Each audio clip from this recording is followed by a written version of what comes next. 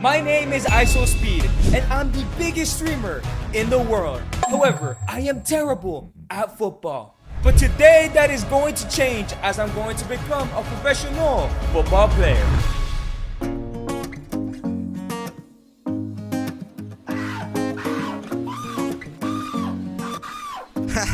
You're so stupid, man. Hey man, it's not funny. I'm seriously tired of being a streamer. It's just not my dream. What's your dream, Darren? I really want to be a footballer. I didn't realize that until I watched Cristiano Ronaldo play. I want to be like him. I want to be a footballer. I just want to be happy, man. Do you want to become a professional footballer? Well, my club #United is holding tryouts after we promoted to League 2.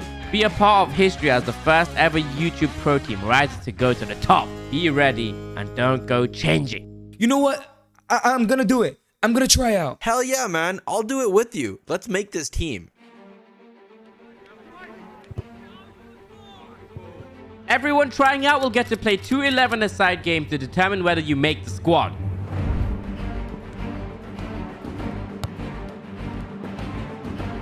Oh man, come on. I just missed.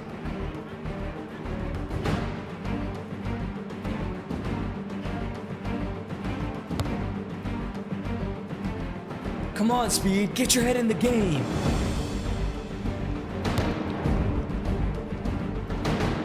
Why did that take so long to shoot? Come on, I had a clear chance. I just can't believe I'm doing terrible. This can't be happening. Hey man, relax. You still have one more try tomorrow. You got this. Hey Speed, I have full respect for you. However, you have not impressed me. Tomorrow is your last chance. I blew my first chance, man. I must do better. This is my last chance.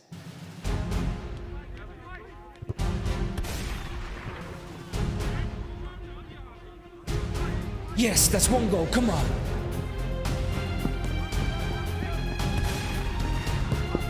Let's go. That's my second goal. Come on. Let's score one more to show them.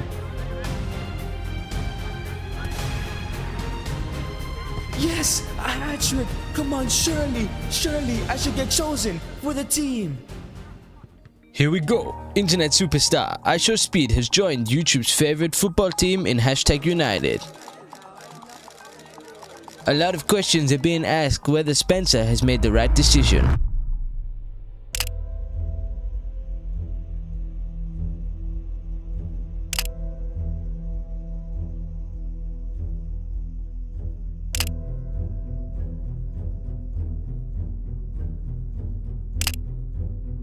I can't believe I have not played a single minute.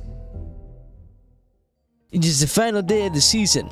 It's time for the playoff final as #United face Sutton United. Questions are also being asked as Speed sits on the bench once again, yet to play a single match all season. It's a big day for the ones at #. Hey boss, come on, you got to let me have my debut. I have not played all season and I'm really unhappy. I just want to play football because it makes me happy. I understand, kid. However, I can't play with you. This match is the biggest of the season. We must win to promote to the next division, but you have no experience. I hope you understand. I'm Jamie Carragher and welcome to the League 2 playoff final. We've got #United and Sutton United, and today we will find out who gets promoted to League 1. Let's get into the action.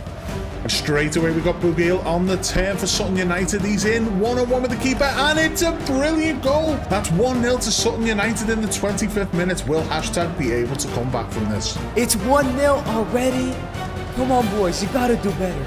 Sutton United again on the attack with Bugil with another shot and he puts it in the bottom corner. That's 2-0 to Sutton United on the stroke of half-time. 2-0? I have to come on. I feel it. I can save this game. Alright, Speed. We are 2-0 down. You must win us the game. I won't let you down, boss. It's now the 65th minute. #United have a corner. IShowSpeed on his debut with a left foot shot. It's a brilliant save. Another corner for #. It's taken short into IShowSpeed again. He turns one defender. He cuts inside, hits it with his right foot, and it's a brilliant goal on his debut for #United. IShowSpeed puts the ball in the net. Is this the start of a special story for the former YouTube star? #United pressing Sutton United again on the attack. The ball goes into the box to IShowSpeed with the right foot finish, top corner. What an unbelievable goal. That ties the game up in the 82nd minute. IShowSpeed off the bench has pulled this game level. Let's go. 2-2. One more goal. One more goal. It's the 90th minute. We are on the verge of extra time. But what's this? IShowSpeed has broken through the Sutton United defence. Right foot finish into the bottom corner. And oh my word, that is going to be the winner. IShowSpeed, the internet superstar, has put #United 3-2 up in the last minute of the game. The ref blows the whistle, and can you believe it? What a story. #United were 2-0 down until the 65th minute. IShowSpeed came on as a late sub in the 65th minute, and now he is making his way up to the podium to lift the League Two playoff trophy. Wow, wow, wow. #United have won the playoff final as #promote, all thanks to Speed. On his debut, he scored a hat-trick to gain promotion for the club. This kid is going to be a superstar. And can you believe it? 2 years on from winning the League Two playoff final, #United have been promoted to the Premier League. This really is a dream come true for #United fans and for players such as IShowSpeed and Freddie Ship, who lift the championship trophy on their way to the Premier League. Hey kid, I gotta apologize for doubting you 2 years ago. Thanks to you, you have brought my baby, my football club, past the League One and Championship. And now we are heading to the Premier League. Thanks to you so much. Of course, boss. Thank you for always giving me the chance and relying on me. Hey, Freddy, I got something to tell you, man. Yeah, what's up, man? I really think I want to leave #. This club has been good to me, but I want to become one of the great footballers just like Ronaldo, and I must play for bigger clubs if I want to do that. I understand. I would love to play with you for the rest of my career, but I want to stay at #. I love playing here, and I want to win everything with them. Yeah, I get you, man. Well, I guess it is a goodbye. We will meet again one day. Yeah, we will. Yes, it is true. Speed has decided to not sign a new contract and now has left the club. I am not angry, but I'm just a bit let down. I was going to make Speed the club captain, but I'm glad he is able to go on and do bigger and better things. And now I'm happy to announce that Freddy is the new captain of #United. Well. After a lot of thinking, I am flattered to have offers from both Manchester clubs. But there is only one decision that I can make, and I choose Manchester United to be my next club. Welcome back to the Premier League. It is the first game of the season, and today we have the Manchester derby. Manchester City versus Man United, who will be starting their new star signing, IShowSpeed. Will Speed have what it takes to compete at the top end of the Premier League?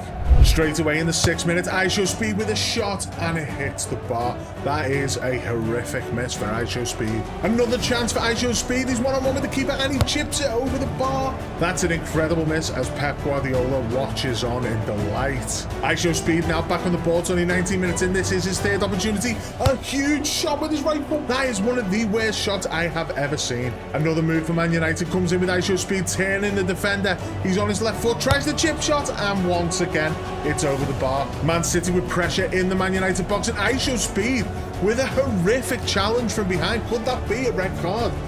The ref brandishes a yellow, and I think IShowSpeed is lucky to still be on the pitch. Once again, Man City in possession. Another huge crunching tackle from IShowSpeed. And another tackle that was so late, it has to be a red card. And yes, the referee brandishes a second yellow. Red card for IShowSpeed, and that is the end of IShowSpeed's Manchester United debut. Where will his career go after such a shocking performance? I blew it. I'm gonna be benched after this. I'm not good enough to be on the field with the starters. The coach doesn't believe in my abilities. Like a failure every time. My hard work and training goes unnoticed and underappreciated. I will never get the opportunity to showcase my skills and make a difference in the game. Sitting on the bench makes me feel invisible and irrelevant. The coach doesn't believe in my abilities. I will never be happy. Marcus Rashford, United's best striker, has been sold to Real Madrid. And I have been told behind the scenes that Man United will sign no replacement. It has been told that Mexican superstar Santi Jimenez and internet superstar Speed will be put in a series of tests to be the new number 9. Will Speed finally get his chance at the top? Okay, moment of truth. Did I get chosen? There is no way, man. I just can't do it. I can't be a top level player.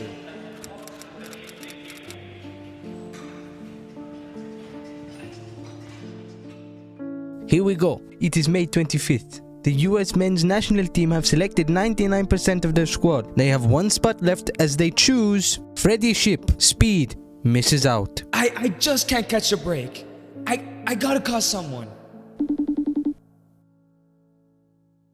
Come on, Freddie, why didn't you pick up? I got no one else to call. Well, maybe there's one last person I can call. Oh my God, Ronaldo? Hey man, sorry for the bother, but I can use some advice. No worries, man. Why don't you fly over? I have something that can help. Turn. Turn. Shoot.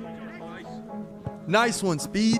It is confirmed. The USA have been knocked out of the World Cup in the group stages with 0 points. Surely the worst performance they have ever had. Wow, 0 points? I must help this kid get into that national team. His talent is needed.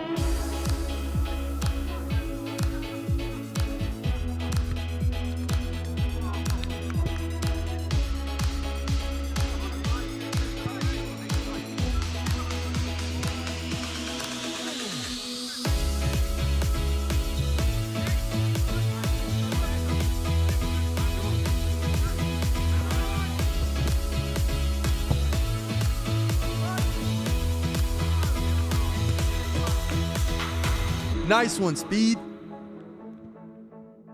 Yikes! With 3 games left of the season, Man United striker has gotten injured for the rest of the season. Now Speed has to step up and finish the season with the club, having to win their last 3 games to win their first league title in over a decade. But with only 1 appearance in the last 2 seasons, there is no chance they win that league title. Yes, finally! This is my moment!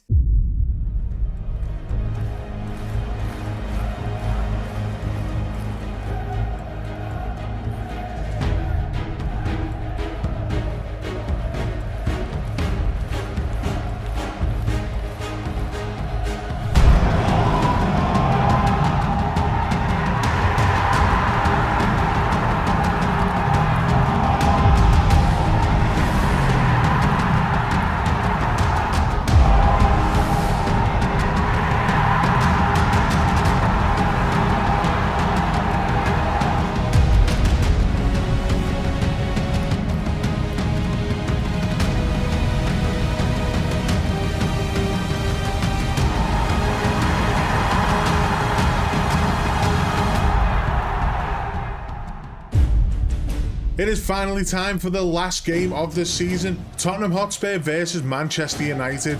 The battle for the Premier League title. There are only 2 points separating Manchester United, who sit in first, and Tottenham Hotspur, who sit in second. The winner of this game will win the Premier League. IShowSpeed, who has revitalised his career recently, turns inside onto his right foot with a bending shot into the far corner. What an incredible goal. Man United take the lead in the 67th minute through IShowSpeed. And that is it. The referee blows the full-time whistle. Manchester United win the Premier League. The players celebrate as they lift the Premier League title. What an incredible season, and what a turnaround for IShowSpeed, who has been pivotal to Manchester United's charge towards the Premier League title. For the 3rd season in a row, Speed has won the Premier League title but cannot perform at all when it comes to the Champions League. After a 3-peat in the league, is it time for Manchester United to get rid of Speed? In other news, Kylian Mbappe has taken PSG to their first UCL, destroying #5-0, all scored by him. Truly the best player in the world.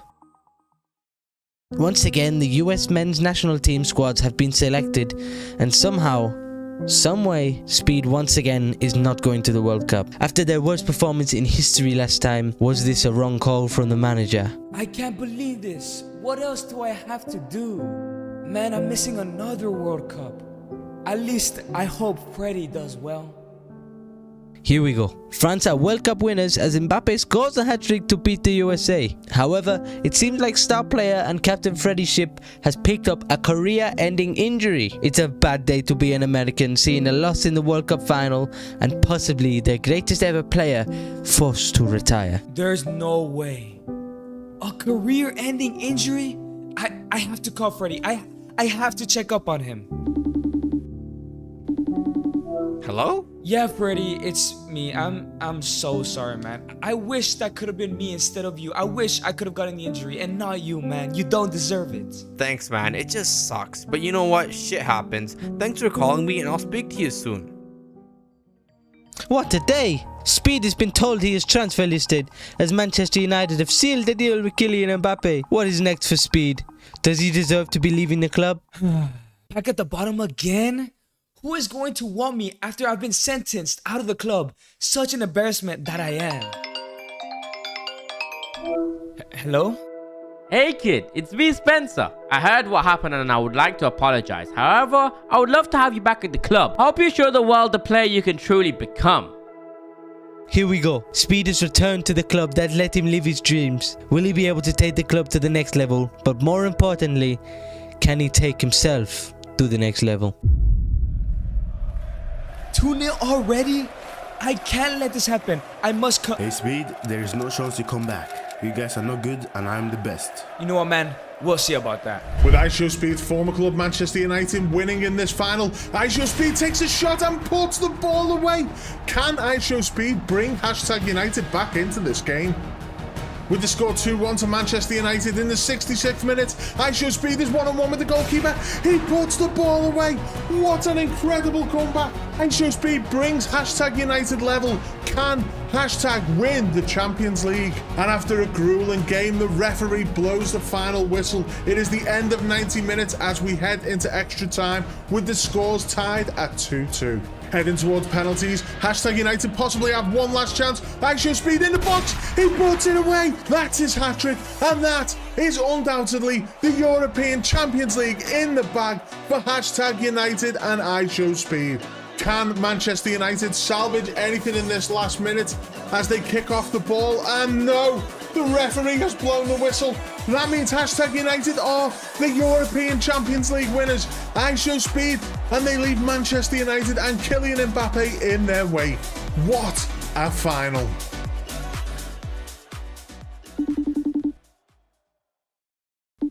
Hey Speed, congratulations on winning the Champions League, but listen, you have 2 years till the next World Cup. Keep up your form and go to the World Cup and win it all. I got you, Freddie. I'll do it for us, man. In a realm of dreams where hopes converge, a streamer's journey takes an unexpected surge. But trust eluded him like a fleeting wind as doubters questioned the path he'd pinned. 2 years remain, a World Cup in sight, a chance to shine in a realm of might. Will he rise to the challenge, embrace his fate, and lead his nation to the World Cup's gate?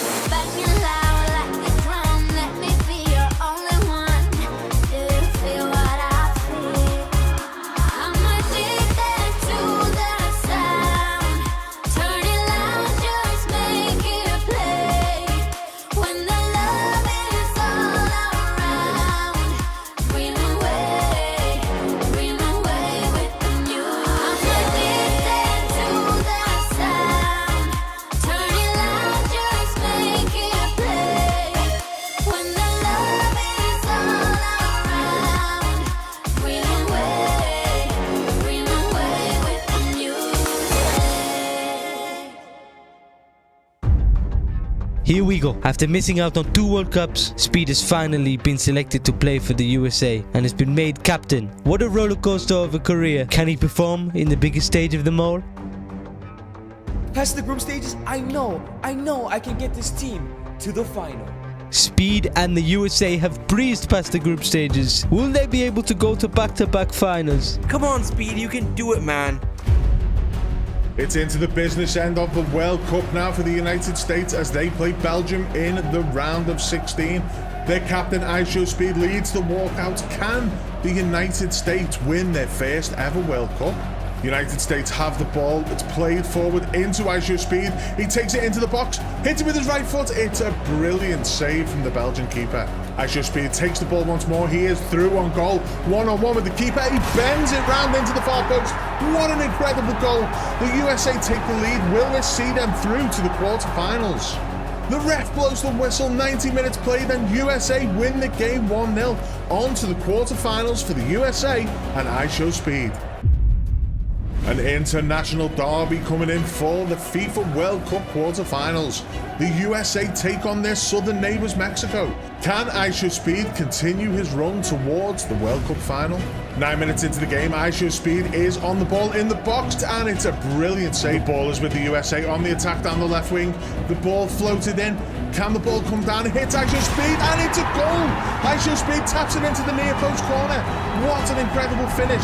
What an incredible story IShowSpeed is writing for the USA. The USA push the ball forward once again. It comes to IShowSpeed with a brilliant skill move in on goal. He hits it with his right across the goal, and what a finish. The Mexican keeper stood no chance. The ref blows the final whistle. It is 2-0 to the USA. They move on to the semi-finals. Will this be the year the United States take the World Cup home? It's the toughest test so far for the United States as they come up against the country who has won more World Cups than any other. Can the USA beat Brazil? Can IShowSpeed unlock the Brazilian defense? Let's head into the action and find out. IShowSpeed carrying the ball down the right wing. He's inside, he's beating the defenders, and a shot across the face of goal puts the ball away. 1-0 to United States, 1 goal for IShowSpeed. There is no stopping IShowSpeed. The US men's national team carry the ball down the left wing, a through ball into Pulisic. He crosses the ball, it's padded back to Speed and puts it away. That's 2-0 to USA in the 80th minute. Surely there's no stopping them now. And after the second goal, the US are back on the attack straight away. IShowSpeed turns one defender, takes it past another. He's in on goal, right foot across the goal. IShowSpeed on his knees. He knows that he has just sent the USA to the World Cup final. And the ref does blow his whistle. USA are heading to the World Cup final. IShowSpeed is heading to the World Cup final. Who will they face? What a journey you have had. Now you're in the World Cup final. How do you feel? Well, you're right. It has been a long journey. Even though from the outside, it seems like I should be living the life as I was a streamer, but deep down, I was unhappy. As much as I appreciate all the support I have gotten, being a footballer is what truly makes me a happy man. And I am glad I have been able to have the journey that I have had so far. But now, I must win this World Cup. I must do it for those who have supported me, for my family, for my teammates and coaches, but most importantly, I must do it for my friend, Freddie. He was extremely unlucky to retire early from surely a legendary career. This World Cup is for him. Thank you for your time. Welcome to the World Cup final. We have France versus the United States in a huge matchup that sees two of the world's best players, IShowSpeed and Kylian Mbappe, go head to head once more. Will this be another victory for Mbappe and France, or will IShowSpeed get one over on his rival and take home the US men's national team's first ever World Cup? It's the 27th minute, Mbappe has a penalty, he takes it, and what a brilliant save from the US goalkeeper. The US now on the attack in the box, IShowSpeed turns, it's a brilliant goal! He puts it in the near post, straight past the keeper, and IShowSpeed takes the lead for the United States. United States on the counter, Gio Reyna has the ball, he's through on goal, he gets into the area one-on-one with the keeper, he chips it across IShowSpeed with a scissor kick, and it's into an open goal. 2-0 to the USA, 2-0 to IShowSpeed. Is this the World Cup in the bag? And that's the final whistle. The USA are the World Cup champions. IShowSpeed captains his nation all the way to the World Cup, beating his rival Kylian Mbappe on the way as he lifts the World Cup trophy. What an incredible story for IShowSpeed, from YouTube superstar to World Cup winning captain.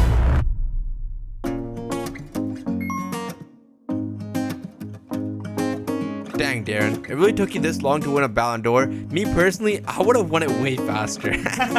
Shut up, man. Have you not seen me become the world's best player? When I was a kid, all I wanted to be was a pro footballer for the best team in the world, Real Madrid. But I sucked at football, and now I just play career mode all day. Day that is going to change as I'm putting myself in FC24 and joined the Real Madrid Academy La Fabrica, and I aim to become a Real Madrid legend. But yes, I've done it. I'm achieving my dreams and playing for Real Madrid. But it's not looking good, bruv, as I'm 21 years old and a horrible 66 overall. Not only that, but look at the competition I'm dealing with. New signing Kylian Mbappe, Jose Lu, who was a hero for Real Madrid last season, and even new signing Endrick. And other academy talents as well as Noah, Ike Bravo, Latasa, and Avro, who have been here 10 times longer than I have. And honestly, I think we got lucky to get a professional contract, because look at those stats. I'm basically the imposter at Real Madrid. But I think if I could win over the manager, I know I can become a Real Madrid legend. All I have to do is impress Carlo Ancelotti. But I only have a year contract in my Real Madrid deal, meaning that my dreams could be over as soon as the very first season. Let's not let that happen. So I quickly burst into Ancelotti's office to beg him, ask him how I can earn a new contract. Edgar, I have some bad news. When we offered you your pro contract a couple of weeks ago, you were our plan. We intended for you to start every game and train to become Real Madrid's brand new striker. However, we've just signed Kylian Mbappe, so you're not in the starting plans right now. You'll need to earn your new contract out on loan. Yes, sir. Thank you for letting me know. I understand. You gave me a one-year contract to see how it would do. Now, I must prove myself while on loan. Man, I was going to start, bro. But now I must go out on loan. However, before I go, there's a preseason tournament coming up. If I could just get one game, even 1 minute, I'll show Carlo Ancelotti that maybe I can be the backup striker to Mbappe instead of going out on loan.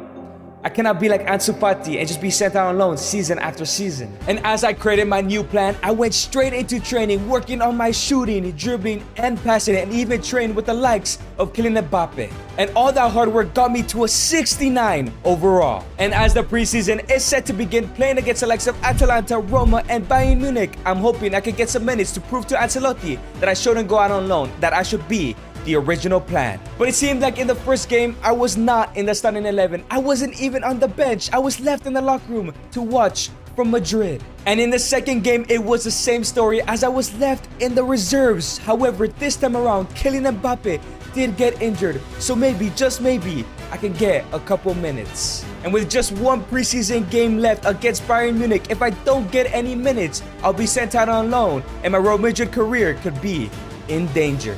And yes, I've been called up to the bench for this Bayern Munich game as it is set to kick off. Am I actually gonna get my opportunity to at least play 5 minutes to show that I should be the backup striker here at Real Madrid? And as time went by, I was hoping and waiting that I could get some minutes, that I could get subbed on, that maybe I could just get 5 minutes to show what I'm made out of. All I need is a couple minutes, just 5 minutes, and I can show Ancelotti that I don't need a loan. I can be the perfect backup to Mbappe. I just need 5 minutes. But no, the 90 minutes are up, and I was not given an opportunity in this preseason tournament. It seems like I'm gonna have to go back to the basics, go out on loan, and hope to impress Carlos Ancelotti. But as my destiny was set after that game, I set out to seek advice from the best striker in the world, Kylian Mbappe. Hey Kylian, I'm Edgar. I really want to become a Real Madrid legend, man. But it looks like I'm destined to go out on loan. I had one last chance to show what I can do in the preseason tournament, but I didn't get any minutes. Do you have any advice? Hey Edgar, everyone has potential, including you, but you need to be realistic. We're in the best team in the world, and respectfully, I'm considered one of the best strikers in the world. You need to put in your time, work hard, and go out there on loan. Dominate, score goals, and maybe, just maybe, you can become a Real Madrid legend one day. Thank you, Kylian. I'll see you soon. But there it is, I've been sent to the loan list. I just hope that a good club will come in for me and I could do well and earn a new contract at Real Madrid. And straight away, we have gotten 2 loan offers in FC Cincinnati and NEC Nijmegen. And of course, FC Cincinnati, a team in the MLS, is a very interesting offer. However, the offer that is interesting to me, it is the one from NEC who are playing in the Eredivisie. If we want to become a Real Madrid legend, we don't want to go out on loan to the Burger League, man. Not only that, there have been a couple Real Madrid players that have come from this talented league, like Ruud van Nistelrooy, Wesley Sneijder, and even Arjen Robben. So I think this is the perfect offer. So there I go, leaving Real Madrid to go out on loan to NEC. But Ancelotti, I promise you I'll be back. I promise you I'll be the top striker and I'm gonna become a Real Madrid legend. We all have to start somewhere. And there we go, I have signed for NEC. I wonder how I truly feel about this move. Okay, step one, go out on loan and dominate. Players like Robben and even Cruyff made their careers here. Ancelotti will be proud of me and I'll prove that I can be a squad player next season. And as I'm getting ready for my Eredivisie debut, I receive a message from Carlo Ancelotti. He says, "Hello Edgar, here are your objectives for NEC. You must end Ajax dominance and win the league title, and you must also win the Golden Boot at the Eredivisie." He then says, "If you can complete these objectives, you are a special player, and a special player is what we want at Real Madrid, and you will get a new contract." These objectives are very difficult, a lot of pressure, but I must become a Real Madrid player. But now it was time for my debut, a Golden Boot in the mind, and I have to destroy the dominance of PSV, Ajax, and Feyenoord and win the league title. I'm not sure if I can do it. Here we go, NEC with the first play of the game. It's passed into the center attacking mid with a through ball to me. I 1v1 against the keeper. I take a fat touch and I lose the ball. A Real Madrid player wouldn't have that horrible touch. Here we go, once again, my center attacking mid looking for me, looking for my space. He says a through ball to me. I'm 1v1 once again for the first shot of my career and it goes wide. I can't be missing those opportunities. But RKC try to win the ball back, but Sadler wins the ball, but no, he wins it back again. RKC are now on the counter. They could go 1-0 up in his first half. It's a through ball into Kramer. Kramer with a shot and it goes in. Kramer makes it 1-0. I probably should have had a goal or two already. But I am not living up to Real Madrid's expectations. I need to do better than this. And just like that, it is going to be halftime. We're 1-0 down. I had two clear opportunities to put it away to get my first ever goal, but Kramer puts RKC in the lead. If I can't score against a wacky team in the Eredivisie, I will never play for Real Madrid. But I'm not ready to give up just yet. In the second half, it's another brilliant through ball to me. 1v1 against the keeper. It has a shot and it goes wide. But here we go once again. The winger crosses it back into me with a bicycle and it's saved again. This keeper is denying me a goal. And now we pressure RKC as Sandler wins the ball and hits it to me. Lay it off to my center attacking mid. Does a Ronaldo chop with a through ball to me. I have a finish and it goes in. Let's go. I get my first professional goal. That's more goals than Nico Jackson in the Premier League season. I make it 1-1, but there's still time left to get a victory. And straight away, here we go on the attack again. It's passed into the cam, into me with a scissor kick and it goes in. Probably the best goal of my career already. A bicycle kick from outside the box. I make it 2-1. We take the lead. I'm showing the quality that I need to have at Real Madrid. And just like that, the ref blows away, so I get a brace on my debut. I win a game on my debut. It's going to be very difficult, but I've put my team, myself, in the right path to get a new contract. I need a Golden Boot in the Eredivisie, and I need to somehow win the league title with this nobody team. If you think I can do the impossible challenge Ancelotti set for me, subscribe right now. I need your help. Day in and day out is exactly what I did in training, spending all my time in the sessions when I wasn't playing, and when I was playing, I was scoring goal after goal. It seemed like this loan spell was going successfully. But as good as I was doing, I need to win the Golden Boot, and so far 10 games in, I'm sitting in 4th place. I'm doing really well, but not good enough. Not only that, but the next game is going to be against the best team in the Eredivisie, Ajax. If we want to win the league title and disappoint the likes of PSV, Feyenoord, and Ajax, we need to win this game. We need to show out against the big teams. I need to make a statement today. If I want to be a league winner with NEC and please Ancelotti, I must beat Ajax today. But not just beat them with style. I'm going to score a hat-trick in this game. And here we go, the first attack of the game against the best team in the Eredivisie. The cam sets up another through ball into me. I am now 1v1 against the keeper. I chip the ball and it goes in. Just barely. I beat the best goalkeeper in the division and I make it 1-0. Maybe I can actually get that hat-trick and take the lead in the Golden Boot and beat the best team in the league. And Ajax do have a corner. It's a cross in into Chupa Akpom with a bicycle kick and it goes in. The ex-Arsenal player, he shows his quality, he shows Ajax quality as they equalize the game. And the ref whistles for halftime. I don't know if we can compete with a team that has Jordan Henderson, Chupa Akpom, and even Steven Bergwijn, but I have to make something happen. And here come Ajax looking to get a second in the second half, but we pick up the ball in the midfield, and now it's me. I get rid of one defender, I get rid of a second. Oh, left-footed shot on my weak foot. I put it away, I make it 2-1. We take the lead against the best team. And now we're on the counter-attack, looking to finish off this game. The winger takes a fat touch, he crosses it in into me with a diving header, and it goes in. I swear I've scored every single type of goal already in my career, but I get my first ever hat-trick. Ancelotti, I hope you're watching. And yes, the ref blows the whistle. We have beaten Ajax, the best team in the league, and I got my first match ball. I'm doing some special things here in an NEC shirt, whatever this team name is. Have to be getting a new contract next season for Real Madrid. And we were now in the last game of the season. I've dragged NEC to second place, only 1 point behind league leaders who will be facing on the final day in Feyenoord. Can I go ahead and win the league title for the first time ever for NEC? And here we go on the first attack of the game. Robert with a through ball to me. I'm running down the wing. I have all the space in the world. I give it back to Robert with a shot, and it goes in. I assist the first goal of the game. I can do it all. I'm not just a goal scorer. As we make a 1-0 lead, we can win the league title. But here come Feyenoord with an attack of their own. It's a through ball. It's to fellow Mexican Santiago Jimenez. Knocks it down, has a shot, and it goes in. Santiago Jimenez has made it 1-1. Feyenoord are denying us the league title right now. I need to clutch up. And here comes Feyenoord once again. The half is about to end. Can we please not concede another? It's passed into the center midfielder, through ball to Santi with a first time finish, and it goes in. What a beautiful goal from Santiago Jimenez. But we go down 2-1. I've yet to score all game. If the score stays like this, we will not be winning the league title. And the ref blows the whistle. We're 2-1 down at halftime. I've been a ghost out there. I'm Phil Foden and Bellingham at the Euros this summer. I have not done anything.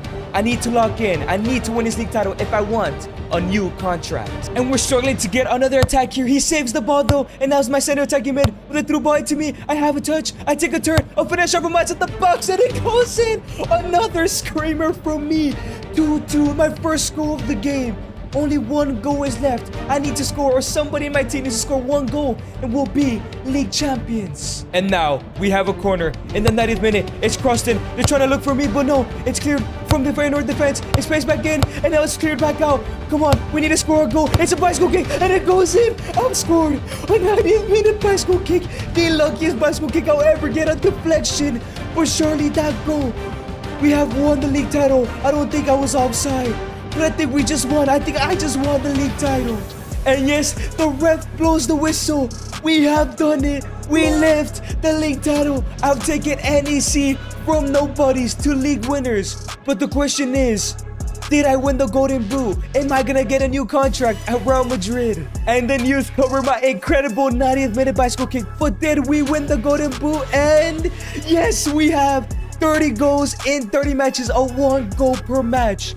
Ancelotti has to give us a new contract. Ancelotti has to start us. Now at a 76 overall, 30 goals and 3 assists, I have to get a new contract. And as the season is coming to an end, in the locker room, I see that Real Madrid missed out on the treble when I come up with an idea. Wow, City won the UCL? That means Real Madrid failed to win the treble. They have never won that treble, haven't they? Just like Neymar has never won the Ballon d'Or. But what if I can achieve that for Real Madrid? If I do this, I can surely become a Real Madrid legend. And at the start of the brand new season, Ancelotti has called me to his office. It's time for the moment of truth. Edgar, you are one of the most special players I have ever seen. You've already scored goals that millions can only dream of. You're a special talent. I'm 100% giving you a new contract, but you'll be sitting on the bench behind Mbappe. Thank you so much, coach. I'll be happy to work my way up. I promise you one day I will win the Madrid the treble and become a legend. He's trying to take my spotlight, isn't he? But who am I kidding? I'm the best in the world. He won't steal a thing. But we have gotten an unused 6-year contract back at Real Madrid. A huge thanks to NEC and my loan spell. But now it's time to grind and become a Real Madrid legend. And with Real Madrid having a one-striker formation, I have to for sure become a better player than Mbappe. Even though I was the best player in the Eredivisie last season, winning the Golden Boot, I still sat on the bench game after game after game. And little by little, I was starting to get frustrated, and I was ready to speak out to the press about my frustrations until somebody very important gave me a call and gave me some advice. Hello, Edgar. I know you haven't been getting minutes, and it can be frustrating. You're one of the biggest talents I've seen. I understand your desire to speak out to the press or the manager, but trust me, you have to deal with it and not complain. Just keep working hard. I've been in a similar situation where I had to adapt to assist Ronaldo even though I wanted to be the main man. It all paid off, and together we became one of the greats. Maybe you should consider changing positions. Yeah, thank you. I'll keep that in mind. I don't want to be no winger, man. I want to be a striker. But I'll take his advice and stay quiet for now. And as I only took half of Benzema's advice, I continued to sit on the bench all the way till January until an opportunity came up as Rodrigo was sold from the club. I quickly burst into Ancelotti's office to give him my idea. Coach, with Rodrigo gone, please give me a chance to replace him. Fine, Tad, we'll train you strictly at right wing, but I'll only play you when you're ready. Let's do this. And as Ancelotti agreed, I have gone ahead and started my training for a right winger. For the next couple weeks, I spent weeks and weeks training for that right wing position. Finally, my training was complete as I became a right winger, and now, out of 79 overall, the question is, am I finally going to get some game time? Yes, I will be making my debut. I am in the starting 11 in the El Clasico versus Barcelona, but I have never played right wing ever in a game before. I just hope that I can do the job and replace Rodrigo, and I hope Benzema gave me some good advice. And I received the first ball as a Real Madrid player. As I get past Ferran Torres, I look for a cross into Jude Bellingham, and Mbappe is gonna win it. No, he doesn't. But a good first cross from me. Here we go once again. Fede Valverde with the first through ball to me. I have all the pace in the world. I'm looking for a cross here. I find Kylian Mbappe with a volley, and it goes in. My first assist in my debut for Real Madrid. I'm showing Ancelotti, and thank you Benzema for giving me this advice. I'm showing out and replacing Rodrigo. And Eder Militao with a great press, he gives it to me. I outpace Mikalenko, and I outpace him once again. I'm way too fast for Mikalenko on this type of position. I give it back to Mbappe with a shot, and it goes in. My second assist, Mbappe gets his brace. I think we're becoming the dynamic duo. I wanted to replace him, but maybe playing alongside him might be better, and I can win that treble for Real Madrid. And the ref has blown the whistle for halftime. 2 goals from Mbappe, but 2 assists from me. We're surely gonna be the brand new duo. Benzema was right. I feel terrible for not taking his advice earlier, but maybe there's still time left for me to get my first ever Real Madrid goal. The 87th minute, Barcelona have a throw in. Try to waste time, but I win the ball back. I see Mbappe, I can give him his hat-trick, but fuck it, I'm gonna have a shot of finesse, and it goes in. A screamer on my debut. I finally score a Real Madrid goal. I finally am playing for Real Madrid. I'm really shining in this new position. My Real Madrid debut comes to an end. 2 assists and a goal from me. Surely a man in the match performance. I have to walk up to my new duo partner, my new best friend, Kylian Mbappe, to congratulate him. Hey Kylian, we killed it out there, man. Yeah, but why didn't you give me my hat trick? Well, it was the last minute, and I wanted to see if I could score on my debut. Yeah, never do that again. You had to change positions to play in this club. I'm the best, and you must respect that. And as I felt uneasy about Mbappe's comments, I just shut up and listened. As for the rest of the season, me and Mbappe became the dynamic duo, me giving him a bunch of assists while I scored a screamer here or there with him getting upset. But after missing out on the Copa del Rey and getting knocked out in the UCL against Barcelona, we were now in the final day of the season, and I was about to win my first trophy with Real Madrid. All we had to do was beat Atletico de Madrid on the final day. However, with my 28 assists to Mbappe's 37 goals, I think we're gonna breeze past Atletico de Madrid. But here we come on the first attack. Shout out to EA for not fixing the game, and we have a disgusting kick. But I have the ball, it's across into Mbappe, and it's a miss. A clear opportunity for Mbappe. He usually scores those. But we move on. And here we go. Once again, I'm trying to get past this Atletico Madrid defense, and I do. I'm looking for that cross. I give it back to Mbappe. Has a shot, and it's straight into the keeper's hands. What are you doing, Kylian? And now it's a throw-in. The ball lands to me. I give it to Kylian Mbappe, and it's a horrible shot from Mbappe's standards. What is he doing? And now I'm stepping up to take that corner. Can I find somebody in the box? I find Tchouaméni, and it goes in. I'm doing my job. I give another assist to Tchouaméni. We take the 1-0 lead. Right before halftime, here we come once again, looking to make it 2-0. A through ball to Kylian Mbappe. Surely he's gonna cut inside. He has a shot. What is that shot? This guy's just letting it rip from everywhere. He's looking like Bruno Fernandes. What is going on with Kylian? And the ref blows the whistle. It is going to be halftime. A goal from Tchouaméni has gave us a 1-0 lead, an assist from me.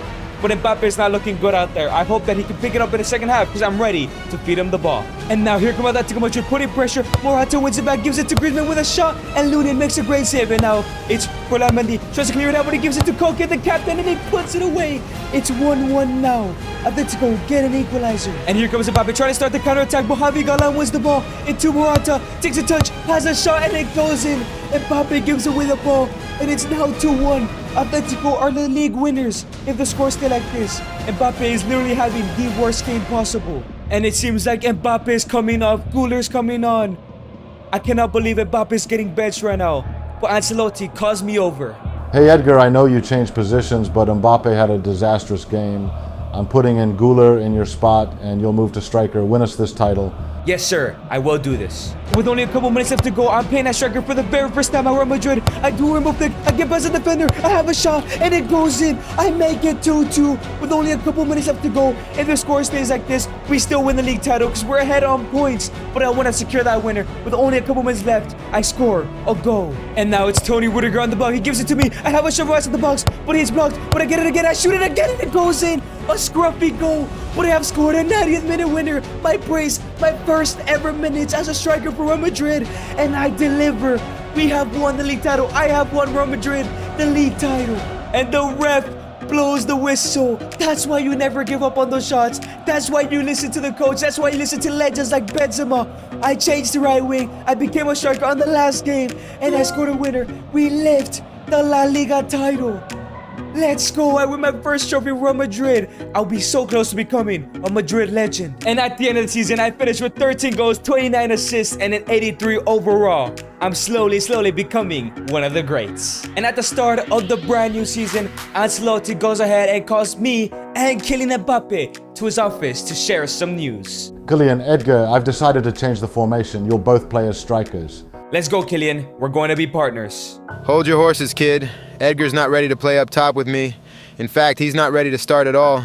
If he's not on the bench, I'm out. Let me know your decision, boss.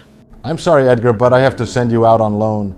You're too good to sit on the bench. Mbappe's stature is crucial for the club, and he's still 10 times the player you are. What, boss? After everything I did last season, how is he going to boss you around like that? My hands are tied. Go out on loan and prove to me you can start alongside him. And after converting back to a striker because I thought I was going to play next to Mbappe started being a baby, and now I have to go out on loan. But I'm still determined. I'm not leaving this club. I'm only going out on loan for one season, and I'm going to come back and prove to Ancelotti and the club that I am better than Kylian Mbappe. So I walk out of Real Madrid trusting in Carlos Ancelotti that he'll give me another chance if I do well as I leave, as I accepted an offer.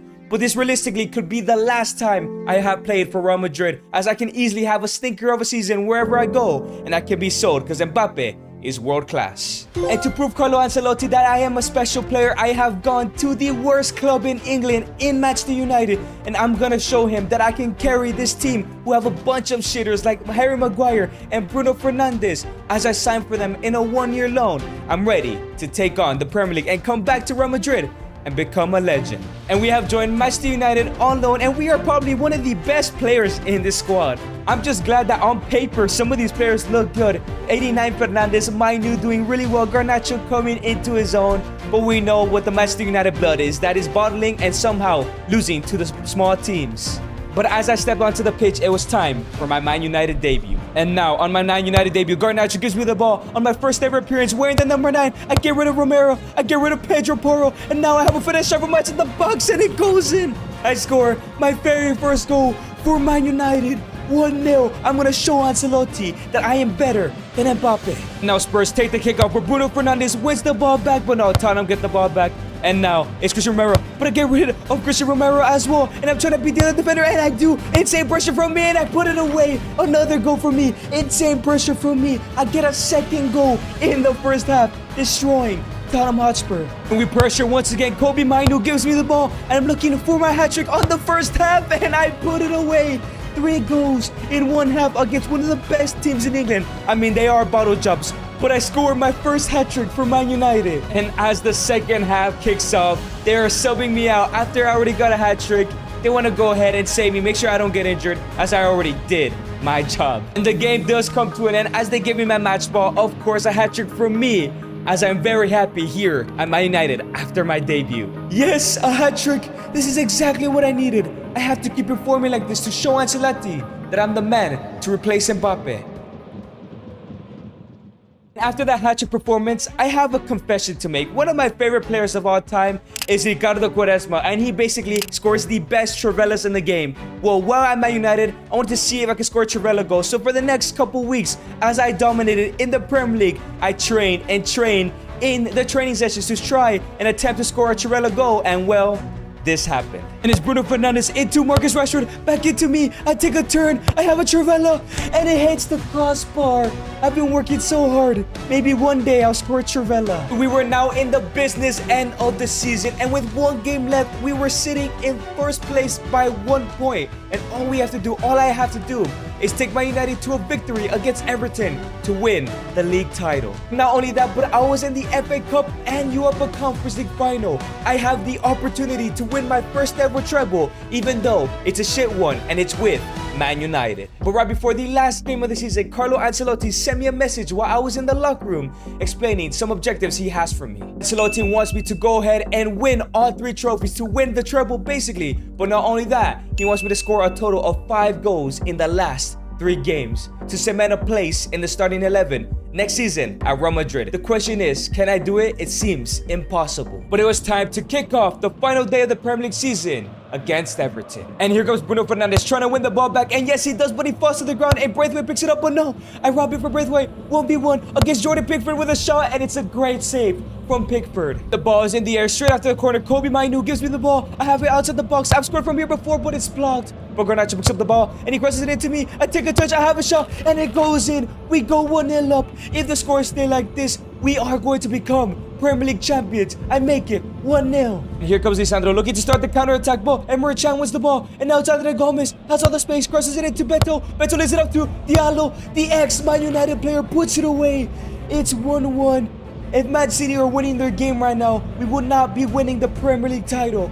How can we concede to a Man United flop? And the ref blows the whistle for halftime, 1-1 so far. The bad thing is that if Man City is winning their game right now and our score stays like this, we will not be becoming Premier League winners, and I will not get a guaranteed spot at Real Madrid. And now it's Garnacho on the ball into Bruno Fernandes with a through ball into me. I have all that space in the world. Where here comes Tarkowski. I get rid of him. I get rid of both the defenders. I get rid of a third. I have a finish shot from outside the box, and it goes in.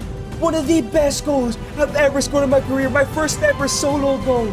I make it 2-1. All we need to do is hold on to this lead and we'll be Premier League champions. And the game has come to an end. We have done it. A brace for me gives us the first Premier League trophy in a long time for Man United. My first ever Premier League trophy. And that's 1 trophy down, 2 to go, and 2 goals down as well. I can easily become a Real Madrid starter next season. All I have to do is do what Ancelotti told me to do. Straight after that Premier League win, we must lock in as we're facing the most boring team in the Premier League in Burnley. It should be an easy game. I should be getting a hat trick. But you can never doubt Burnley as they always pull out surprises. And Onana grabs the ball trying to start a counter-attack, but Tony Martinez wins a header, and now it's Varane. But Tony Martinez wins it back, and now it's Tony Martinez, gives it to Scott Twine with a shot, and it goes in. Who is this guy? Who is Scott Twine? Oh, and he's doing the Messi celebration. Really? We conceded to a Messi wannabe? How are we losing to Burnley, man? And now it's Marcus Rashford looking for some space here, but no, they lose the ball, and now it's this Twine guy again. Twine gets rid of 2 defenders, 3. Oh shit, has a shot. Oh my god, what a goal. No, Twine, I apologize. You shouldn't be doing Messi celebration because you're nowhere near him. But we're losing 2-0. I knew we couldn't take Burnley lightly. I haven't even had a shot all game. And the whistle blown, it's halftime. We're losing an FA Cup final to Burnley. That just seems like the most Man United thing ever. But I need to lock in, man. I need to score 3 more goals. I need to win this trophy. If not, I probably won't ever start for Madrid. And my dream of becoming a legend is gonna die. Now it's Marcus Rashford, lays it up to me. I have the space. I cut back outside. Sanderberg has nothing on me. It's still me. I still have the ball. I dribble past 1. I dribble past 2. I dribble past a 3rd. I have a chip shot. It's gonna go in. And no, I did a little bit too much. But I'm getting close. And now it's Garnacho. Gives me the ball once again. I have the space. I get rid of a defender. I get rid of another. I lay it up into Kobe Mainu. Have a shot. He doesn't shoot, but it's a penalty. Trent Stratford fouls Kobe Mainu. I'm the penalty taker. Surely I have to put this away. And I step up to take the penalty. I have to go ahead and kickstart this comeback. I have to be the one. I step up to take it. I have a shot. I go to the left-hand side. I always go left. I only go left. And I never miss. I make it 2-1. The comeback has started. Now it's Scott McTominay into Bruno Fernandes. We're looking to get another goal here to make it 2-2. I get the ball, I get rid of one, I get rid of a second. I see the space, I have a shot, and it goes in. Tim Stratford was not positioned correctly, and I beat him on his far post. It's 2-2 now. One more goal, and we're FA Cup champions. And in the 90th minute, Burnley are trying to waste time here, but Bruno Fernandes was it back, and I'm down the wing. I'm looking for a cross here. I cross it in into Kobe Mainu, takes a touch, has a shot, and it goes in. Kobe Mainu makes it 3-2. He has won us the game. The Man United Academy player. He has done it. I could have gotten my hat trick, but we still put it away. The ref has blown the whistle. It's over. A 3-2 win. I get the second trophy. One more trophy and I can get that treble. And I only need one more goal to complete the objective that Ancelotti set for me. I'm this close to becoming a Real Madrid starter as we lift the FA Cup trophy. My dreams are coming so close to reality. But it was now time for the moment of truth. One trophy away, one win away, and one good starter where I can go ahead and become a legend because I know I can win them the treble. But the question is Real Sociedad not gonna allow me to achieve my dreams? And here we go, straight away, under counter-attack, Bruno Fernandes sends a brilliant through ball to me. I am now 1v1 against a Sociedad keeper, but the defender catches up. I still have a shot anyways, and it's a great save from the keeper, and they clear it. And now it's Alejandro Garnacho on the ball, gives it to me. I get rid of one defender. I'm looking to get rid of the second. He tackles, but I'm fighting through it. I still have a shot, and it's another great save from this keeper, man. Who is this guy? Straight away, we win the ball back once again. It's Marcus Rashford with a through ball into me. The defender clears it out, but he gives it to me straight away, and I miss again. This keeper is on his A game. But now here come Real Sociedad with an attack of their own. It's Merino into Bryce Mendes. Gets rid of the defender, has a through ball into Taremi, and it just goes wide. Unlucky from Taremi. And now here comes Sociedad once again. Taremi does a Ronaldo chip, gets rid of Varane. He's looking for the space, he gives it to Bryce Mendes with a chip. But it's a great save by Onana. And now Sociedad have a corner right before the end of the half. Can they go ahead and put my dreams on hold? It's a header, and it goes wide. We get lucky that they miss. And it's going to be halftime. 0-0. An extraordinary first half from the Real Sociedad keeper. And Sociedad just couldn't put a ball away. Who's going to win this game? I need to win this game. I need to score a goal as well. I have the ball now. I take the space that's in front of me. I get rid of the CDM. It's across it into Mason Mount. Has a bicycle kick, but it misses Rashford with a follow-up. And it goes wide. We can't score today. And now it's Mason Mount with a through ball into me. I take the space. I'm running down that wing on the left-hand side. I'm looking for somebody in the box. I'm looking for that cross. I cross it in with a Trivella. And it's a brilliant save again from the keeper. He's not letting us win this game. And now in the 90th minute, one last chance for us. I get rid of the defenders, but I lose the ball. The game's over. No, I win it back. I'm trying to get rid of the defenders. I do. I have the opportunity to shoot, and I pass it to Rashford instead, and I put it away. Rashford wins us the game. The Man United hero, the Man United legend. We have won the Europa Conference League. I could have scored that, but I decided to pass it. Did I make a mistake? I just wanted to do what was best for the team. I hope Ancelotti understands that. But I think we just won the Conference League. The whistle has blown. A 1-0 win. Assist from me. Goal by Rashford.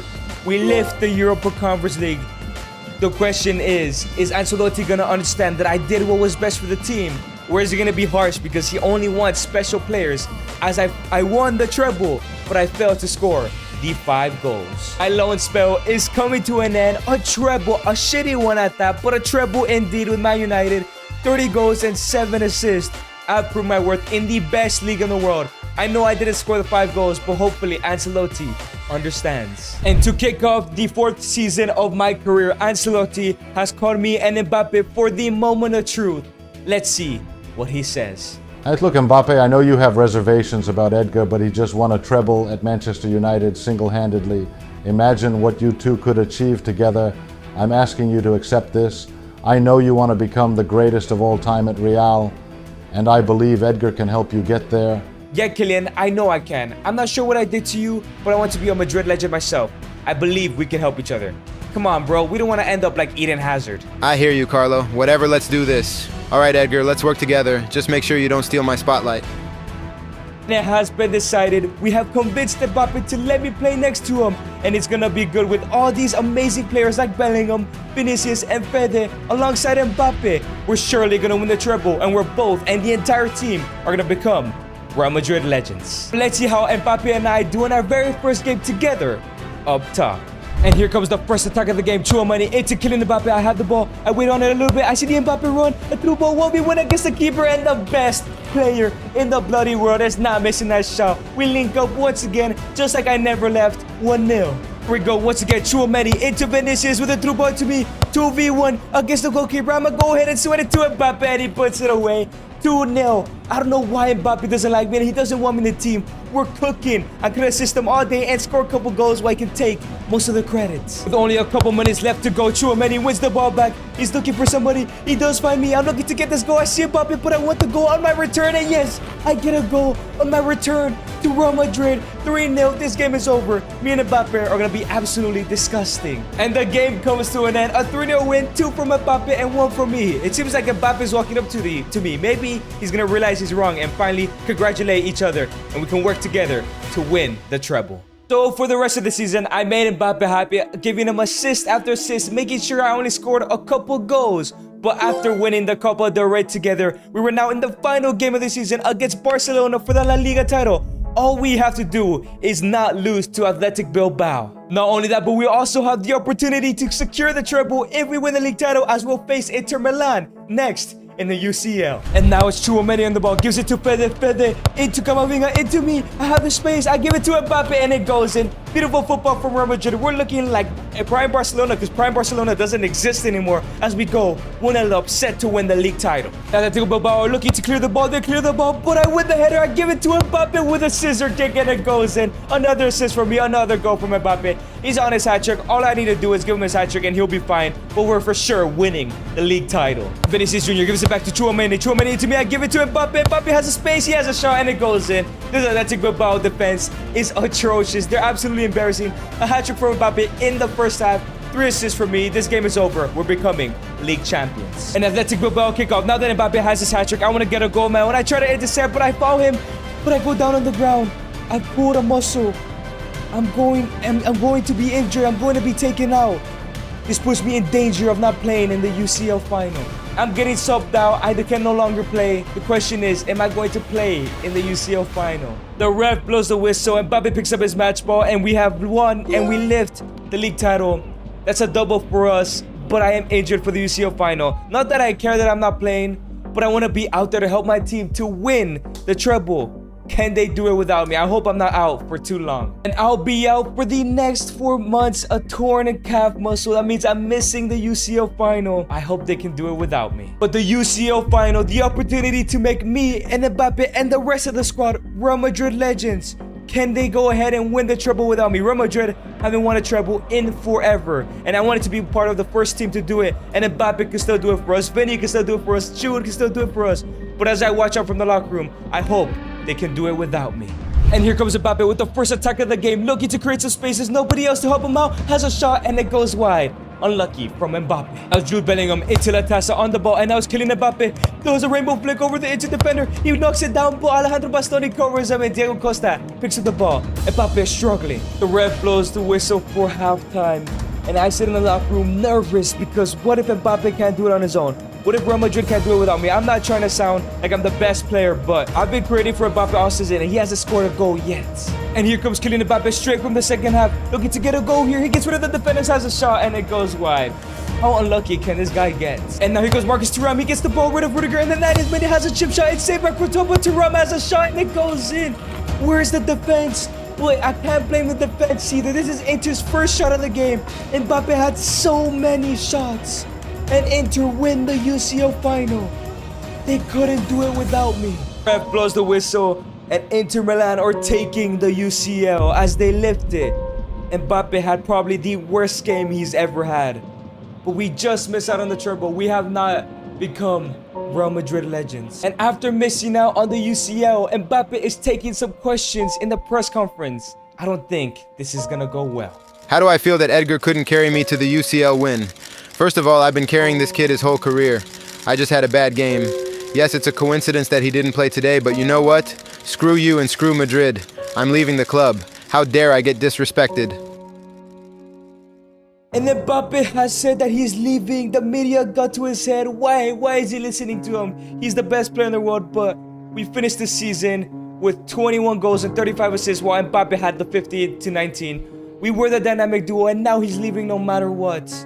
Why, Mbappe? Why? And at the start of the brand new season, Ancelotti and I are sitting in the office and we find out that Mbappe has joined Manchester United as he's taking a press conference. I wonder what he has to say. I left Real Madrid because of one man, Edgar Salinas. He faked his injury and manipulated me all season by creating chances. Just when I was about to become the greatest of all time, he disappears. The team couldn't create without him. So I came to United to destroy his legacy here, because Edgar denied me of mine. Edgar, don't listen to him. Let's show him who you are. Yeah, I'm Edgar Salinas. I'm going to win the treble, and I'm gonna become a Real Madrid legend.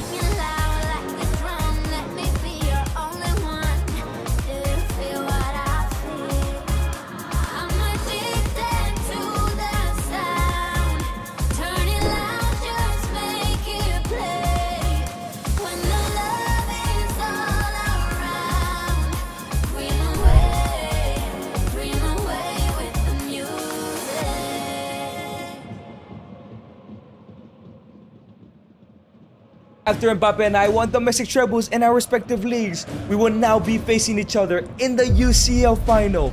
Mbappe has been trying to take my legacy, and I've been trying to create a legacy of my own. I don't care about Mbappe. I just want to become a Real Madrid legend. So can I go ahead and beat Mbappe in the UCL final? Well, here we go. It's the first attack of the game. It's a through ball to me. Tobias gives it to me. I am now with all the space in the world. I give a Trivela pass into Vinicius Jr. He has a touch. He has a shot, and it goes in. We take the 1-0 lead in the UCL final. But here comes Kylian Mbappe looking to make it 1-1. He gets rid of all three defenders, has a shot, and there he is. The best player in the world. It's going to be difficult to play against him today because he's just unstoppable. And the ref blows the whistle for halftime. 1-1. They have the momentum. This is not looking good. Mbappe with momentum. It's not going to go good for us in the second half. We have to make sure we outscore Kylian Mbappe. But now here come Man United. It's Bruno Fernandes on the ball with a through ball into Kylian Mbappe. He's 1v1. He's going to make it 2-1. Please don't score Mbappe with a Trivela of his own. 2-1. Mbappe takes the lead. We're not winning the UCL. With only a couple minutes left to go, here we go on our last attack. I get rid of Lisandro Martinez and I get rid of Rafael Varane. Yes, I do. And now 1v1 against the keeper. I have a Trivela for watching the box, and I've done it.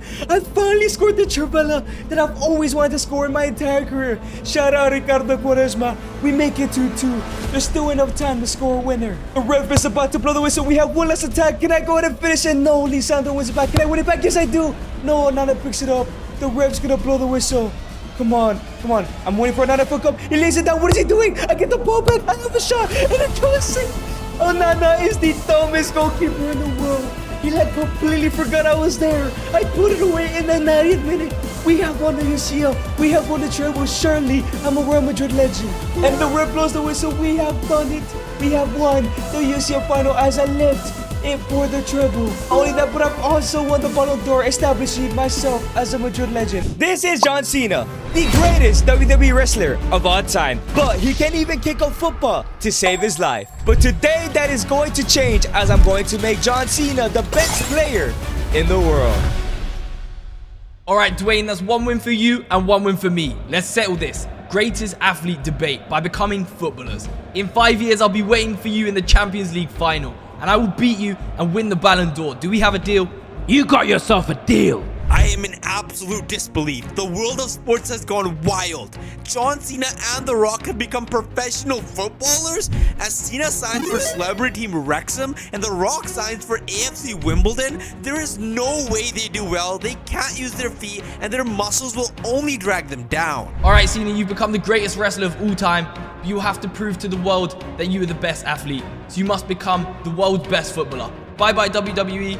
Hello FIFA. You can't let Cena outshine you in football. You are not only the most famous, strongest and sexiest man alive, you must become better than Cena to be the best athlete as well. This is gonna be easy. And it is now time for John Cena's first ever professional football game, his first ever football game in general. This man cannot kick a football, but he could definitely punch up an opponent as they go up against Gillingham. Can he go ahead and somehow score a goal? And now Stephen O'Connor on the ball with a brilliant through ball to John Cena wearing that number 9 jersey. 1v1 against the goalkeeper. Can he go ahead and finish the ball? John Cena with a shot. He puts it away. John Cena does not know how to use his legs other than kicking opponents, but he has scored his first ever goal here at Wrexham. And now Wrexham do have a free kick as Mullen, the number 10, is lucky to take it. And now it's Mullen. Mullen gives it to Ryan Chunkliffe. It's Tuncliffe on the ball. Tuncliffe gives it to Stephen O'Connor. O'Connor into John Cena with a left-footed shot, and he puts it away. John Cena has never played a game of football in his entire life, and he already has a brace in his debut for Wrexham. And that was all she wrote for John Cena's debut in League 2 with Wrexham. A 2-0 victory, 2 goals from Cena. But up next was probably going to be the toughest game of the season, up against Salford City. Can they go ahead and get another victory? And now Stephen O'Connor down the wing with a cross into John Cena with a bullet header, and it goes wide.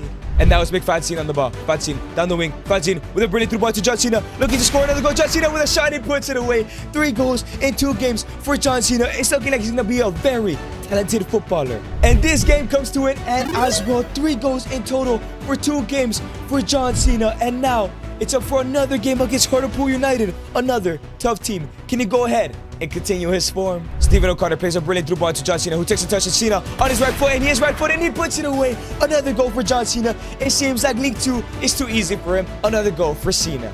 And now here comes Cook for Hartlepool United, looking for the first goal of their game. And now it's up to the striker, 1v1 against the goalkeeper with a shot, and it's really safe, but he does have a header, and it goes in, man.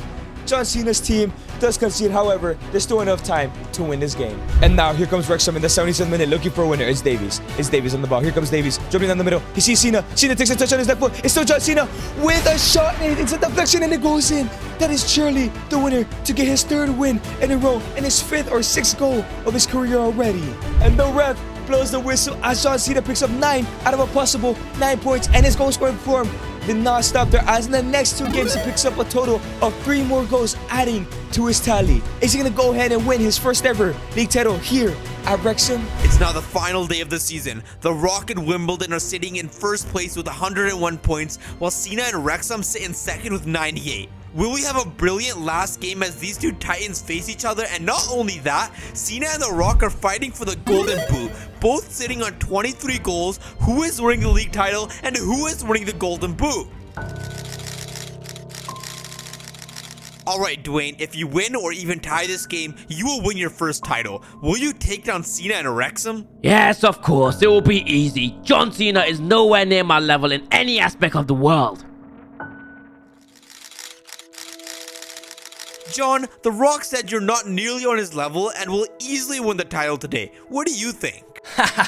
I respect that he thinks he's better, but I'm the face that runs the place. That league title is mine. John, this is your first opportunity to show the world that you are serious and that you'll be the world's best player. You got this. So it is now time for the final game of the season. John Cena versus The Rock, Wrexham versus Wimbledon.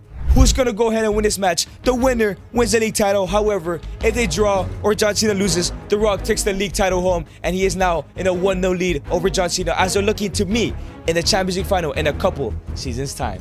And now Dwayne The Rock Johnson on the ball with a brilliant heavy touch as he gets past all the defenders. It's Dwayne The Rock looking for a shot, and he's saved by the keeper. And now it's Lee on the ball. The midfielder gives it to John Cena, who has a space. He's gonna go ahead and shoot it, and it's blocked by the defender. And now here comes Jones on the wing, looking for some space with a cross in into John Cena with a header, and he couldn't make a bullet header out of it. But now here comes AFC Wimbledon on the 46th minute. Here comes The Rock, 1v1 against the keeper with a shot, but the goalkeeper saves it again. But now The Rock has a penalty, the chance to win his first league title for AFC Wimbledon, as he goes to left and hits the post, and he will get lucky. Wrexham gets lucky, and the ref blows the whistle. It finishes in a 0-0 draw. Both John Cena and The Rock could not keep their cool and contain with the pressure, but The Rock still lifts the league title as he lifts up his first league trophy, and John Cena misses out. It's 1-0 to The Rock. I can't believe I missed out on the title to The Rock, but I must move on and never give up. We've been promoted, so that's good, but next season I'll be better. It looks like the ex-WWE wrestlers are really proving themselves, as John Cena joins relegated side Southampton, and The Rock also joins a side that was in the Prem last season, Bournemouth. The question is, can they do it in the working man's league? Can they do it well in the championship? Congratulations, Cena, on joining Southampton. What are your personal goals this season? I just want to become the best one day, so I'll definitely improve this season and help Southampton to promotion and win the league title. Dwayne, it seems like Cena thinks he can win the title this year. Do you agree? This man is delusional. The Rock says he will win the league title 2 seasons in a row, and when The Rock says something, The Rock does it. You may have failed last year, but you won't fail this year. You will rise above the hate, and you'll prove the world and The Rock wrong. You're going to have a great start, Cena. After completing a successful move to Southampton, who have relegated to the Championship alongside AFC Bournemouth, it is time for John Cena to make his Championship and Southampton debut up against Sheffield Wednesday at St. Mary's Stadium. Can he go ahead and take Southampton back straight to the Premier League and maybe even win the league title? Sulemana does pick up the ball in the 12th minute as Southampton are looking for a great start. This is it. Sulemana is dribbling. Sulemana has a space. He's going to go ahead and take it with a brilliant through the ball to John Cena. Is he fast? Another defender gets it, but he steals back. It's John Cena with the shot, and it goes in. John Cena gets a debut. They go for Southampton, and looking likely he's going to have another tremendous season. And now it's Sulemana once again in the 41st minute with the ball, gives it to Joe Aribo. Joe Aribo has a space. He's going to take it, gives it to Alcaraz. Alcaraz with a brilliant through ball to John Cena, who has space with a shot, and it goes in with a Trivela. He puts it to the bottom right corner. He gets his brace on his debut. And now John Cena has the opportunity to score a hat-trick here as he has a penalty as he goes to the left-hand side, and it hits the post and it doesn't go in. He just misses that hat-trick opportunity. But now 7 minutes left to go. John Cena is still chasing the hat-trick. He wants to be the very best. He needs to score a hat-trick here if he wants to become the very best. It's still Cena. It's still Cena. It's still John Cena. Has a space. He's going to take it. Cena with a shot, and it goes in. John Cena has scored his first ever hat-trick of his career. Surely he's going to win the league title and promote to the Premier League. And the ref blows the whistle as John Cena picks up his first ever victory on his debut with Southampton, including a hat-trick. The champ is here. You did it, Cena. You scored your first hat-trick. World football isn't ready for you to become the world's best player. But the very next game was not going to be an easy feat as they're going all the way to Wales to go ahead and play against Cardiff City, a team with a lot of Premier League experience. Can John Cena go ahead get another victory? Joe Aribo plays a brilliant through ball into John Cena, who's going to take the space. He gets past the defenders with a shot, and it goes in. What a beautiful goal. It hits the crossbar, and it goes in. It looks like John Cena is going to absolutely dominate the championship. But now John Cena has a penalty to go ahead and get a second goal in his game to get his first goal of the season. He goes to the left, and he misses it, man. He just can't seem to score a pen. With 8 minutes left to go, John Cena is looking for another brace here as he gets past the defender 1v1 against the keeper with a shot, and he is just too good at football. It looks like he had a secret talent this entire time. Other than being a WWE wrestler, he is also amazing at kicking the ball into the nets. And the ref blows the whistle. Another victory in John Cena's belt. That's, I believe, is his 5th goal of the championship season. Who is going to stop this man from winning and promoting to the Premier League? Another face-off between you and Cena halfway through the season. Will you beat him again? Cena has yet to have beaten The Rock, and The Rock says it will be no different today. I will win this match. Cena, are you looking to finally get your first ever win over The Rock? My time is now. I got unlucky last season, but I've trained even harder than before. This match is mine for the taking. But this next game was about to decide who will probably be victorious at the end of the season. It's still early on into the season, but it's going to be Southampton versus Bournemouth, a Southern derby, and it's going to be John Cena versus The Rock. John Cena and The Rock both have been killing it in their footballing career so far, but we know The Rock has a league title, so he has the upper hand. Can John Cena go ahead and try and get a victory here? Stuart Armstrong with a brilliant through ball to John Cena, who is now 1v1 against the keeper. Can he go ahead and finish? And yes, he does. 1-0 to John Cena, 1-0 versus Bournemouth, 1-0 against The Rock. Joe Aribo with another brilliant through ball, 1v1 for John Cena right at the start of the second half. John Cena with a shot, and it goes wide. Come on, Cena. And now it's Stuart Armstrong running down that wing. Stuart Armstrong looking for that space. He sees John Cena taking that space with a brilliant chip pass into Cena. Takes a touch with a shot, and it puts it away. It's a difficult finish, but nothing is difficult for the man who never gives up in John Cena. And the ref does blow that whistle as John Cena gets a 2-0 victory over The Rock. Surely that means towards the end of the season, he can go ahead and beat him to that league title. Alright, Dwayne, it's the final day of the season. John Cena and Southampton are in first place, ahead of you by only 1 point. However, you lead the Golden Boot race with 30. Will John Cena choke and lose to Bolton, giving you the Golden Boot and league title? It's simple. I am the great one. I will win this game. John Cena will lose to Bolton, and The Rock says he will take home both trophies, and that's exactly what will happen. The ball is now in my court. All I need to do is keep my cool like I always have, and I'll win my 2nd Golden Boot and my 1st league title, and tie the record with The Rock. I got this. It is now time for the final game of the season. All John Cena has to do is beat Bolton away from home, and he is also chasing that Golden Boot, which he did win last year. He is 1 goal behind The Rock. If John Cena can win this game, he can go ahead and pick up the league title and maybe even pick up a Golden Boot. However, if he draws or loses and The Rock wins yet another league title, and he goes much more clearer of John Cena. Can John Cena go ahead and steer past the pressure. Brilliant chip pass for Bella Kotchap as John Cena does control it with his right foot, and it's now 1v1 against the keeper. It's just way too easy for him, isn't it? And no, he misses. Stuart Armstrong now running down the wing, looking for that victory here. And through ball into John Cena with a finished scissor kick, and it's a save by the keeper. And now it's Alcaraz on the ball. Alcaraz does find Ibrahima Diallo, who gives it to Sulemana. Sulemana is looking for that space. He gives it to John Cena, looking for his first goal of the game, and it's another brilliant save from the keeper, man. And now it's Joe Aribo with a brilliant through ball as John Cena is chasing that golden boot and that league title. Can he go ahead and finish this one finally? John Cena 1v1 against the keeper, and he puts it away. That goal might be the only goal he needs to win the golden boot and to win that league title against The Rock. But it looks like he isn't done just yet as Joe Aribo plays him a brilliant through ball, but he is way too fast for the defender. John Cena 1v1 against the keeper, and he puts it away. He is now missing this time. He just needed that confidence of that first goal, and it is now 2-0 to Cena. 31 goals this season. Will he win that golden boot as well? And now it's Alcaraz on the ball in the 50th minute, looking for John Cena, and he does pick up the ball, gives it back to Alcaraz. Alcaraz is looking for that through ball. He gives a through ball to John Cena, looking for that final day hat-trick to secure that golden boot and league title. John Cena with a finish, and he has done it. John Cena does not crack under pressure this season, and he scores a hat-trick to win that golden boot and to win that league title. And the ref does blow the whistle as John Cena scores a hat-trick to get that match ball. He wins the golden boot, and he lifts that championship trophy. He is promoted to the Premier League, wins the league title. It is now 1-1 John Cena versus The Rock, who is going to go ahead and take the lead next season. It has now been a crazy 3 years since the greatest WWE wrestlers of all time have joined World Football.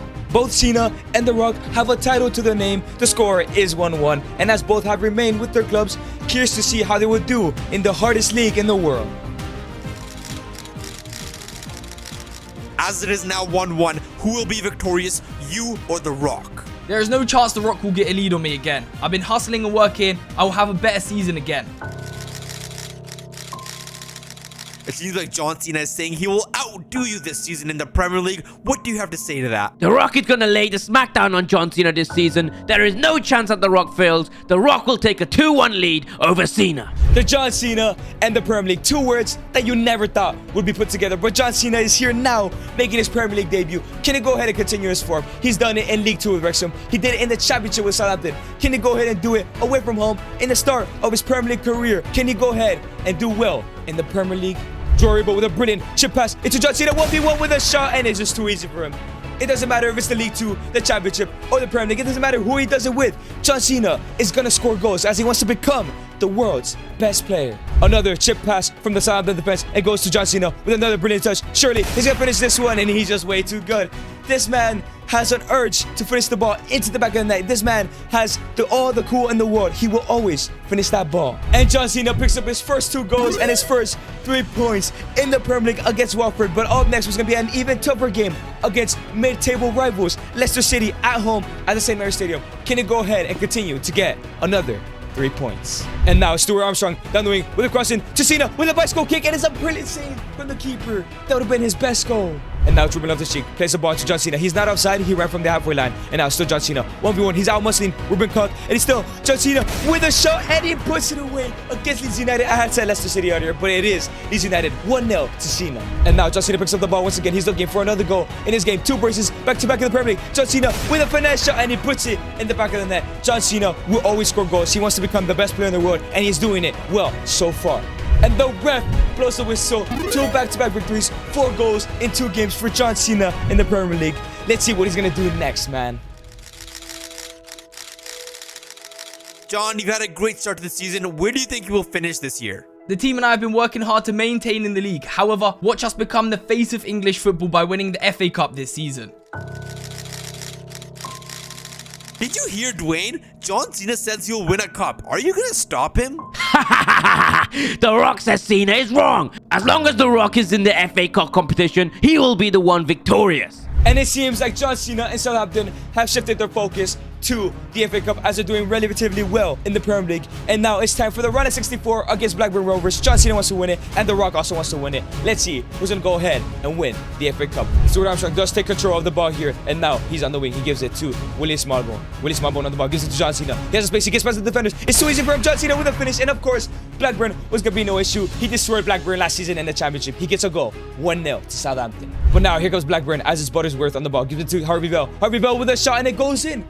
Blackburn actually equalized the game in the 51st minute. This may not be as easy as it seems. And now it's Ryan Finnegan on the ball, the youngster, looking to drive the ball. As you see some space for John Cena, he plays it through ball, and he somehow gets to the defender. Has a catastrophe as John Cena 1v1 against the keeper, and surely that's the winner. That's the winner that sends him to the run of 32. That is the winner that sends John Cena to the next round of the FA Cup. And the game does come to an end as John Cena goes on to the round of 32, and guess what? His goal scoring form and his winning form did not stop there, as from all the way from the round of 32 all the way to the semi-finals, John Cena and Southampton win every single game, as Cena just scored a total of 5 goals, including a game against Chelsea, and now he's going to the final. The question is, did The Rock make it all the way to the final to go up against him? Once again, we must talk about you and John Cena. Another trophy to be decided, and you two are the contenders. Will you win, Dwayne? The Rock will win this FA Cup. The Rock will cement himself as the best this year. The Rock is a great one. The Rock said he will beat you tonight in the FA Cup final. Will that be easy for him? No, it will not. The team and I always hustle and never give up. The same will remain tonight when we win the FA Cup. Southampton versus Bournemouth. Once again, Cena versus The Rock. Once again, in the FA Cup final. These men just cannot stop coming up against each other. When one of them wants something, the other one also wants it, and they eventually meet each other to decide for the one thing they want. It is the FA Cup final. Who is going to win it? John Cena or The Rock? Who's going to go ahead and take the lead in their career? And now it's Marcus Tavernier running down the wing, looking for the 1-0 lead for Bournemouth. It's still Marcus Tavernier. The defenders are having a stinker. He gives it to The Rock, and it goes in. The Rock has taken the lead for Bournemouth in this FA Cup final. Is The Rock really going to win the FA Cup final over John Cena? Philip Billing receives the ball. He gives it back to Tavernier. Gives it back to Philip Billing. Bournemouth looking for a second goal. Here, gives it to Kiefer Moore. Through ball. Kiefer Moore comes back. Kiefer Moore gives it to Marcus Tavernier, and they score another one. 2-0 in the 73rd minute. It looks like The Rock is going to win the FA Cup final if John Cena doesn't do anything about it. Ruben Loftus-Cheek picks up the ball, gives it to John Cena, who is on a yellow. And now Ibrahima Diallo with a brilliant through ball to Cena. It barely gets to him. Cena 1v1. He has a space. He gets by the defenders with a shot, and it goes in. Come on. He needs one more goal to equalize the game and send them to possibly extra time or penalties. Come on, Cena. You can do it. Never give up. And now it's Tommy Smith on the ball. Gives it to Jefferson Lerma. John Cena with a tackle. He's on a yellow. Please, ref. Let him off. He gives him a second yellow, and that's a red card. John Cena is ejected from the match with 10 minutes left to go. Surely that is the way that The Rock and Bournemouth win the FA Cup final, man. And the ref blows the whistle. John Cena's red card was enough to give The Rock and Bournemouth their FA Cup win. And Bournemouth do lift up the FA Cup trophy as The Rock takes a 2-1 lead over Cena. Trust me, if he wouldn't have gotten that red card, surely he would have made a comeback and won the FA Cup final. But what comes next for The Rock and John Cena next? The Rock has beaten me again. I think my time is up here at Southampton. To become the world's best player, I must play for one of the best clubs in the world. The Rock and John Cena go clear. John Cena has left Southampton and joined the Blues Chelsea. As The Rock follows his lead to London to play for the Gunners Arsenal, with their abilities, surely these two men will compete for the league title. Is this your goal, Dwayne? That is true. The Rock will deliver the league title to Arsenal this season, and next season The Rock will deliver the Champions League to the Emirates. The Rock has overtaken you once again, but now both of you will play for big teams. You will win the Prem this year. As always, the goal is to be the best. And if winning the Premier League leads to the best, it is what I will have to do. And John Cena has officially moved to Chelsea and is making his debut in the King Power against Leicester. John Cena wants to win the Premier League title, and of course, who else but The Rock also wants to win the Premier League title. Last year, The Rock beat him out to the FA Cup final. Surely, John Cena does not want to lose this time around. And 50 minutes into this debut, he's already on a 1v1. He's looking to score a goal. He's addicted to scoring goals. John Cena 1v1 against the keeper with a shot, and of course, he is not missing. At this point of the career, he is probably one of the best strikers in the world, and he's never gonna miss a 1v1. And now Mudryk controls the ball. It's Mikhailo Mudryk on the ball now. Mudryk with a brilliant through ball to Cena, who's looking for another goal here against Leicester City. He is way too fast. He is way too fast for the defender. John Cena with a shot, and it goes in. 2 goals for John Cena. Another brace and another debut for Cena. Surely he's gonna become the world's best player with Chelsea. Mudryk sends another chip pass into Cena. Once again, he is 1v1 against the keeper for his hat-trick with a finesse shot, and there it is, a hat-trick on his debut. This man, even though he lost the FA Cup final last year, he's becoming certainly unstoppable with his feet. And now it's Mateo Kovacic sends a brilliant through ball. John Cena with the space once again, and surely he's gonna have his 4th goal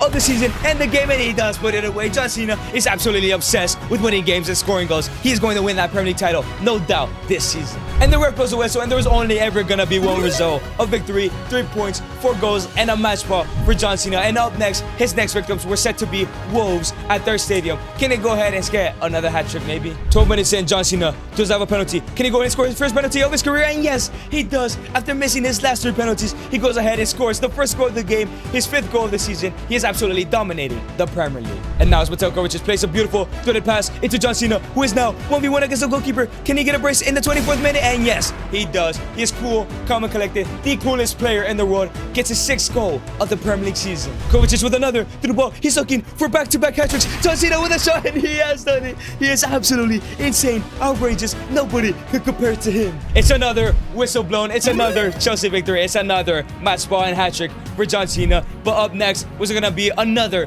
easy game against Preston North End. Surely it's gonna be another 3 goals in this game. Here comes John Cena in the 17th minute, looking for his 8th goal this season. There's no way he's gonna get 8 goals in 3 games. John Cena with a shot, and he's absolutely unstoppable, man. This man might reach double digits in this game in his first 3 games. It's absolutely insane. Kovacic plays the ball into John Cena, who's looking for his 9th goal with a rainbow flick. That's absolutely disgusting. With a shot, that's disgusting. He just rainbow flicked the defender, and he scored a goal in the Premier League, the hardest league in the world. 9 goals for Cena. Can he make it 10 in 3 games? Kovacic with another beautiful threaded pass into John Cena. He's looking for that 10th goal of the season and his 3rd game of his Premier League, and he's absolutely insane. I'm done. John Cena is absolutely crazy. 10 goals in 3 games. Nobody's gonna stop him from winning the Premier League this season. No one's gonna stop him from becoming the world's best player next season. And the ref blows the whistle.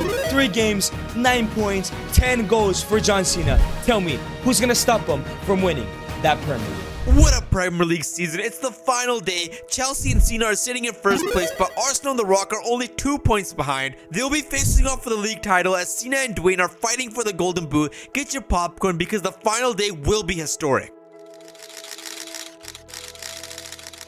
It's looking like a dramatic finish once again, Cena. So tell me, will you beat out The Rock and get your 3rd Golden Boot? It's game time now. Next year, I'll be lifting the Champions League and becoming the best. And I'll make sure I get in the good path by winning the league tonight. Dwayne, this is a huge opportunity to put yourself in next year. As you and Cena said, you guys will both be in the Champions League final. Will you take the advantage? The Rock is the great one. No matter what the situation, The Rock always wins, and he will prove that tonight. It is now time for the final game of the season. John Cena versus The Rock again. John Cena can draw or pick up a win, and you go ahead and win the Premier League title. And The Rock has to win in order to win his 3rd trophy of his career. Who's going to go ahead and win it? Can John Cena go ahead and level the scoring line in 2-2 by winning his 2nd trophy, just like The Rock? Or will he fall behind once again? In the 19th minute, here comes Koke. Koke is looking for some space. He sees John Cena. He plays a beautiful pass. John Cena is way too fast for the defenders. He's one of the fastest players in the world now. John Cena with a finish, and he is not gonna miss that. He's a perfect striker. He's a cool and calm and collected striker, and he puts Chelsea 1-0 lead. Only a couple more minutes till he wins that Prem title. And the ref blows the whistle. The one John Cena goal was all Chelsea needed to go ahead and win the Premier League title. And Chelsea and John Cena lift the Premier League title as Cena has leveled the scoring line 2-2. And up next, they're going to go ahead and go to the Champions League next season. Will one of them win it, or will they both get knocked out at some point in the run? Or will somebody become the world's best player next season? Yes, you have done it. You've tried it 2-2, the perfect setup for next year. You will win the Champions League and you'll become the world's best player. My time is now. I've cemented myself as the greatest in WWE. It's now time to cement myself as the world's best player. I will be the face of football. Can you smell what The Rock is cooking? The Rock is cooking a destruction of every Champions League team there is. The Rock is cooking a final against John Cena. The Rock is cooking to beat Cena and become the great one in world football. Everything The Rock says, The Rock does. And these 2 wrestlers set to play in the biggest competition of all. John Cena faces the toughest obstacle of his life, an opportunity to seize it all.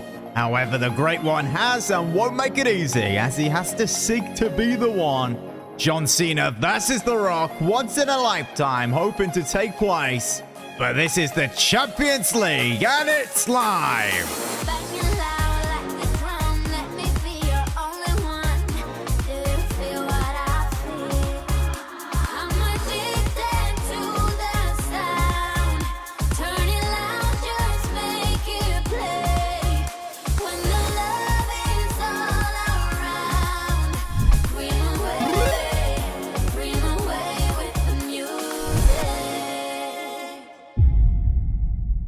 And after a successful and easy group stage for John Cena and Chelsea, he is now in the round of 16 in the Camp Nou for the first leg of this round of 16 against FC Barcelona, one of the toughest opponents he could have gotten. Can he go ahead and make it to the quarterfinals? And now here comes Bruno Guimaraes, looking to get that ball. Bruno Guimaraes wins the ball back, and now it's Bruno. Bruno on the ball with a brilliant through ball against Cena. He is against the goalkeeper, 1v1 all the time in the world. Can he go ahead and keep his composure? Finesse shot, and he puts it away. He puts Chelsea with a good 1-0 lead in this first leg of the round of 16 Champions League. But now here comes FC Barcelona with an attack of their own. Ansu Fati with a shot. It's a brilliant save from the keeper. And that was all she wrote for the first leg, as John Cena's goal was enough to go ahead and give him a 1-0 lead to the second leg, which is going to be at Stamford Bridge as they do arrive for this game. Can John Cena go ahead and finish the job and send them to the quarterfinals? 6 minutes in, John Cena already has an opportunity to make it 2-0 in aggregate with his penalty. He goes to the left and he puts it straight in the top corner. No goalkeeper in the world is going to save that. 2-0 to Chelsea. And after another boring game, John Cena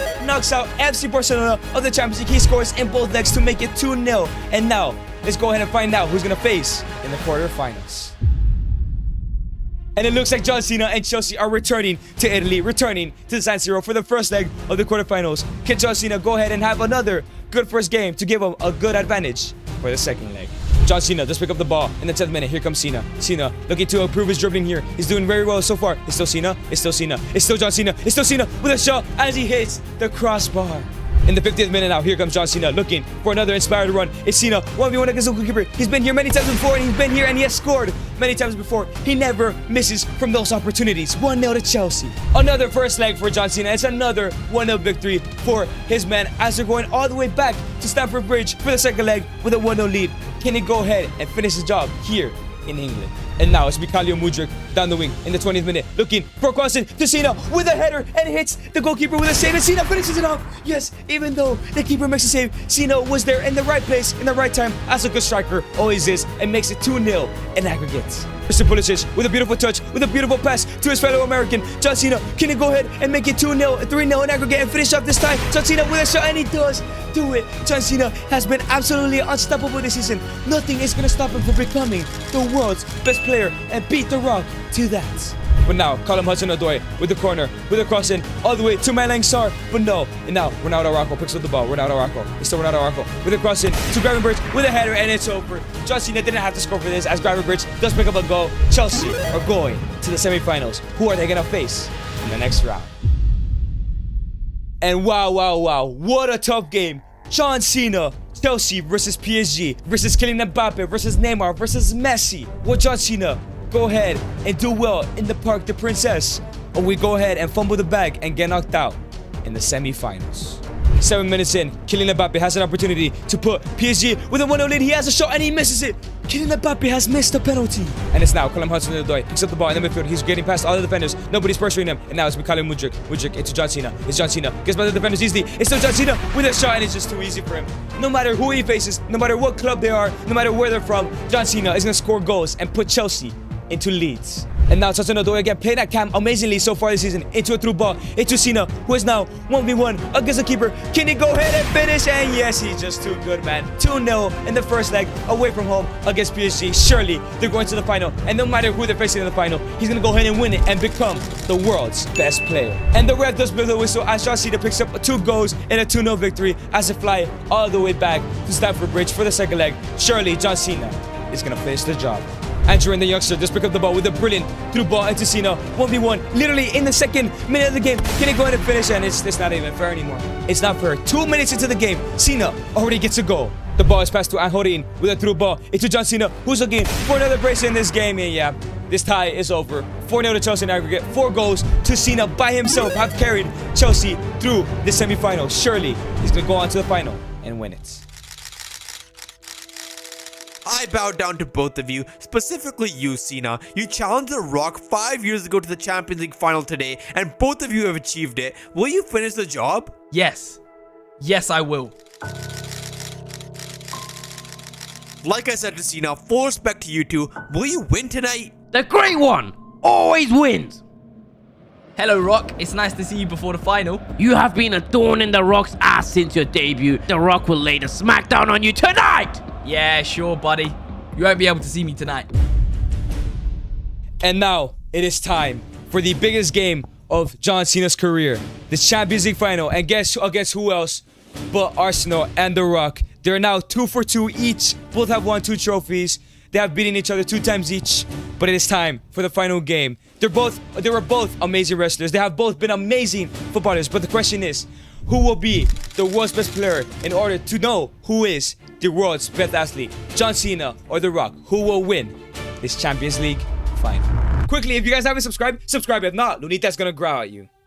The stadium roars, the fans all on their feet, the wrestlers turn footballers. The match so sweet that left behind their past, their glory and fame to chase a new dream, a new kind of game. The first was a legend, the greatest of all time. His skills are so refined, his talent so sublime. The second, a challenger just as fierce, a rival so strong, his game so fierce. The stage was set, the tension so high, the greatest wrestler turned footballer, now ready to try. His rival so strong, his game so tight, a true test of skill, a true battle of might. 12 minutes into the game, it's King Kai Havertz with a through ball. It's to Cena, who's looking for the shot, and he puts it away. 12 minutes into the game, John Cena takes the lead in the Champions League final against Arsenal on The Rock. Is that goal enough to win it all? And now it's Mason Mount in the ball. It's Mason. It's still Mason. Gives it to Dennis Zakaria with a through ball. It's to Cena. Can he go in and finish off this game in the 20th minute? And he gets a second in the 20th minute. John Cena is destroying The Rock and Arsenal. Surely he's going to win it all. And the ref blows the whistle. John Cena has won 2-0 against The Rock, against Arsenal, as he lifts, him and his team lift that Champions League trophy. And he has won. He has beaten The Rock 3-2 in trophies. But the question is, who will the Ballon d'Or be awarded to? Who will become the world's best player? The Rock or John Cena? It's Michael Cole here. We're going to the main event of the Money in the Bank. But I have very exciting news. For the past 5 years, Cena and The Rock have been fighting to become the world's best player in the world of football. And I can now confirm the winner is John Cena.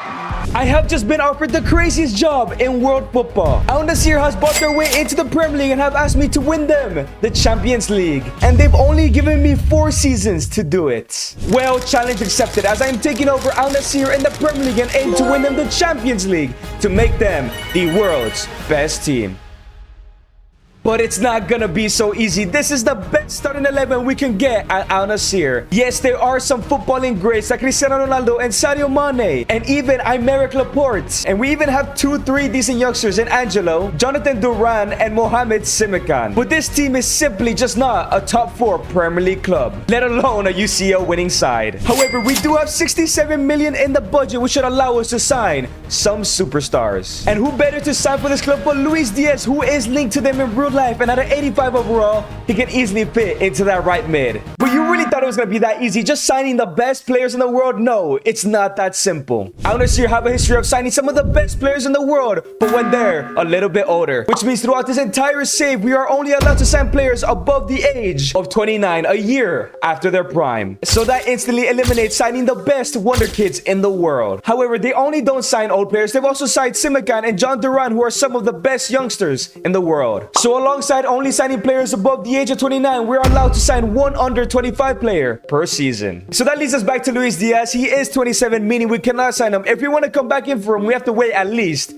2 more seasons. But before we get into the signings, let's truly analyze what positions we do need. I definitely think we need 2 new fullbacks. They're clearly the weakest in the squad. Controversially, I don't think I'm gonna go for a goalkeeper just yet because Beto does have some decent potential. And so does Angelo on that right mid, but he is way too low rated for the Premier League, so I think I might go for a right midfielder as well. And if by any chance we have any money, a new center mid would be nice. Now, first signing for 5.4 million is an ex-Ronaldo teammate in Lucas Vazquez. He is very old, 79 overall though, is a huge improvement for our right back position. Obviously, our goal right now is just to get into the top 4, and I think he can help us. And our next signing is to start at right mid, and is the legendary Angel Di Maria, another older player, 36 years old, but he has that high rating that could help us qualify into the top 4 this season, because if we can qualify as soon as possible, that would definitely help us win the Champions League in the next 4 seasons. And for 22 million for a left back position, we went for somebody a little bit younger, Jose Gaya, who is still 29 years old. I think he is young enough to stay for these next 4 seasons and help us win the Champions League. And with our remaining budget, we have signed one of the best youngsters in the world, who is still currently not in Europe, for 22 million, we are signing Kendrick Pius. This guy is the future of Al Nassr. So this is what the starting 11 is looking like. I did change the formation to a 4-1-2-1-2 just to fit in Kendrick Pius into his preferred cam position. And I think this team is pretty good. I think we could definitely finish in the top 8, maybe even push top 4. However, there is a huge problem because look at our bench, man. And even our reserves, it's absolutely horrendous. But it's time for Al Nassr to make their debut in the Premier League against another money side in Newcastle. I believe only 5 of our players have played in the Premier League while the rest are new to this. Let's see if we can pick up our first 3 points this season. But now here come Newcastle. Harvey Barnes, great interception by Aymeric Laporte. That's why we have him. Otavio gives it to Ronaldo. Ronaldo lays it off into Angel Di Maria. Is Di Maria looking for the through ball here? He does find Cristiano Ronaldo. Gives it into John Duran. John Duran into Ronaldo. 1v1 against Nick Pope or Dubranka, and it's saved. Great save from Dubranka. But here come Newcastle. It's Anthony Gordon on the attack. Great tackle from Aymeric Laporte. But it's still Anthony Gordon. Cuts back, gives it to Alexander Isak. And the second best striker in the Premier League puts us 1-0 down. Maybe Al Nassr are not good enough for this league. Anthony Gordon on the attack once again. They literally just scored. Aymeric Laporte makes a great tackle, showing his experience. And now it's Sadio Mane gives it into Kendrick Pius, who has not played any top flight football. It's Kendrick Pius through ball into Jonathan Duran to make it 1-1. And who else to score the first goal of the Premier League for Al Nassr, the man who was dominating before he went to Al Nassr. 1-1, baby. Let's go. We're now in the second half. It's Angel Di Maria. I see a run from Cristiano Ronaldo. Can he get there? Is he quick enough? 39 years old, basically 40, and he's still catching up to those balls. Ronaldo cuts back, gives it to John Duran. Shot, it's saved by Dubranka again. But now it's Anthony Gordon through ball into Alexander Isak to make it 2-1, and Bento concedes another. Man, Bento is really struggling in the Premier League. 2 shots from Newcastle, 2 goals. This is not good. Jonathan Duran on the ball, gives it to Cristiano Ronaldo. We need him to score. We need him now. And now it's Di Maria. Di Maria gives it to Jonathan Duran. Duran through ball into Sadio Mane. Sadio Mane, one of the best African players in the Premier League, puts it away on his return. 2-2. We need a winner. Come on. But here comes Lewis Hall. All down the wing. Gives it to Harvey Barnes with a shot. Bento finally makes his first save in the Prem. Oh my days. And it's gonna be a penalty. Bento makes a save. Apparently Simakan fouled one of their players. They have an opportunity to win this game. Bento, you have let me down so far. Alexander Isak versus Bento for the hat-trick. He goes to the left and he puts it away. I don't think we're getting 3 points in this first day of the Premier League. But here comes Kieran Trippier into Anthony Gordon. Cuts inside. Gives it to Trippier. Back into Isak with another shot. Oh my days. It almost went in again. Here we come. It's Otavio driving the ball into the midfield. Gives it to Angel Di Maria. Back into Otavio. Otavio all the way to Cristiano. Cristiano sends a through ball into Angel Di Maria. Let's make it 3-3. It's Di Maria. Somebody help him. Di Maria gives it to Kendrick Pius. Pius into Sadio Mane. Takes a touch. Has a shot. It goes in. 3-3 in the 80th minute. Let's get the winner. 10 minutes left to go. But it's still Newcastle looking to ruin Al Nassr's dreams here. Sandro Tonali on the midfield, driving the ball, gives it to Anthony Gordon. And now it's Anthony Gordon through ball, but we win it back. It's Aymeric Laporte. Gaia loses it though. Jose Gaia, that's not what we need from you. Joelinton with a shot. It goes in. It's heartbreak at its finest. I think this game is over. Newcastle are one of the best teams in the Premier League though, but we want to compete with these teams, man. And now it's Anthony Gordon, gives it into Alexander Isak. Isak back into Gordon. Gordon back into Alexander Isak for his 4th goal of the game. Yep, that's over. We are probably going to compete for the top 8. Newcastle are competing for Champions League. You can clearly see the difference and level of these 2 clubs. The referee blows the whistle. Isak gets his match ball. I think we showed out. I think we did a great job. We just couldn't beat Newcastle. 3 goals in our first ever Premier League game is not too bad. And we have arrived to the final day of the season where we are sitting in 6th place, only 1 point ahead of Villa and Man United and 2 points ahead of Brighton. I'm not sure what European competition we're fighting for, whether it's the Europa League or the Conference, but whichever we want, because it'll help us eventually get to the Champions League. However, our goal difference is terrible. We've scored 62 goals and conceded 61. That is not good. However, we are playing Arsenal in the final day of the season. We need to win this game to secure European football, I believe. And Arsenal are also fighting for top 4. Let's go ahead and ruin their day and take the next step with Al Nassr. Lucas Vazquez gives it to Otavio. Otavio tries to get a through ball, but loses it. Merino now on the ball, gives it to Odegaard. Into Bukayo Saka, who's 1v1 Simakan with a great block of this game. And Jonathan Duran gives it back into Kendrick Pius, who does find a through ball into Cristiano Ronaldo. Has a shot, and who else to score when we need him most to? Cristiano Ronaldo, who hits the Suno. He doesn't. We go 1-0 up against Arsenal. Come on, boys. And now it's Sadio Mane. Gives the ball into Cristiano Ronaldo. Ronaldo's on the ball, looking for an opportunity here. He does find Angel Di Maria, who cuts inside. Nobody's opening up, but Ronaldo does it anyways. And now it's Cristiano running down the wing. He has all the opportunity in the world. Is he gonna pass? No, he shoots, and it's saved. I didn't see an opening for a pass there. And now Jonathan Duran gives it to Cristiano Ronaldo. Ronaldo 1v1 again, has a shot. It's blocked by Vivian. And now Jonathan Duran through ball into Ronaldo. Straight from the throw-in. Can we make it 2-0? And yes, we do. Arsenal are bottle jobbing fourth right now. Ronaldo sues. Are we going to Europe because of Mr. Champions League? But here comes Arsenal in the second half, not looking to give up here. They want to finish top four. Shot from outside the box. Martinelli makes it 2-1. That's not good. Martinelli scoring, that's a rarity in the Premier League, but he does it anyways. We cannot let them come back. Laporte gives it into the fraudulent left back, but he doesn't lose the ball. Great job. That's all we need you to do, not lose the ball. Sadio Mane gives it to Jonathan Duran. Jonathan Duran into Kendrick Paez. Paez is looking for that run. He does find Jonathan Duran. Can he go in and make it 3-1 to end up this game? Surely this game is over, and we have remained in 6th place and qualified, I believe, for the Conference League. Let's go. The referee blows the whistle, and Al Nassr's first ever season in the Premier League, they finish in 6th place. I really do hope it's Europa League, but it might be the Conference League. Let's see what competition we're in at the start of next season. And as City win the Premier League this season, Heung-min Son is the player of the tournament, as only Ronaldo gets in the team of the season. Who else was it gonna be? And you know what? Basically 40 years old, Ronaldo finishes in 4th in the Golden Boot with 20 goals. That is not bad at all. And Kendrick Paez finished in the top 4 of the assist charts. This guy is gonna be incredible. We made the right signing. But this is what the squad is looking like. Not too much growth because we do have a lot of old players. John Duran went up a +2. Paez also went up a +2. But the important thing is players like Ronaldo, Di Maria, Sadio Mane, Otavio have actually maintained their rating. But also, I didn't even notice, Bento went up to an 84. Probably a huge reason why we finished so high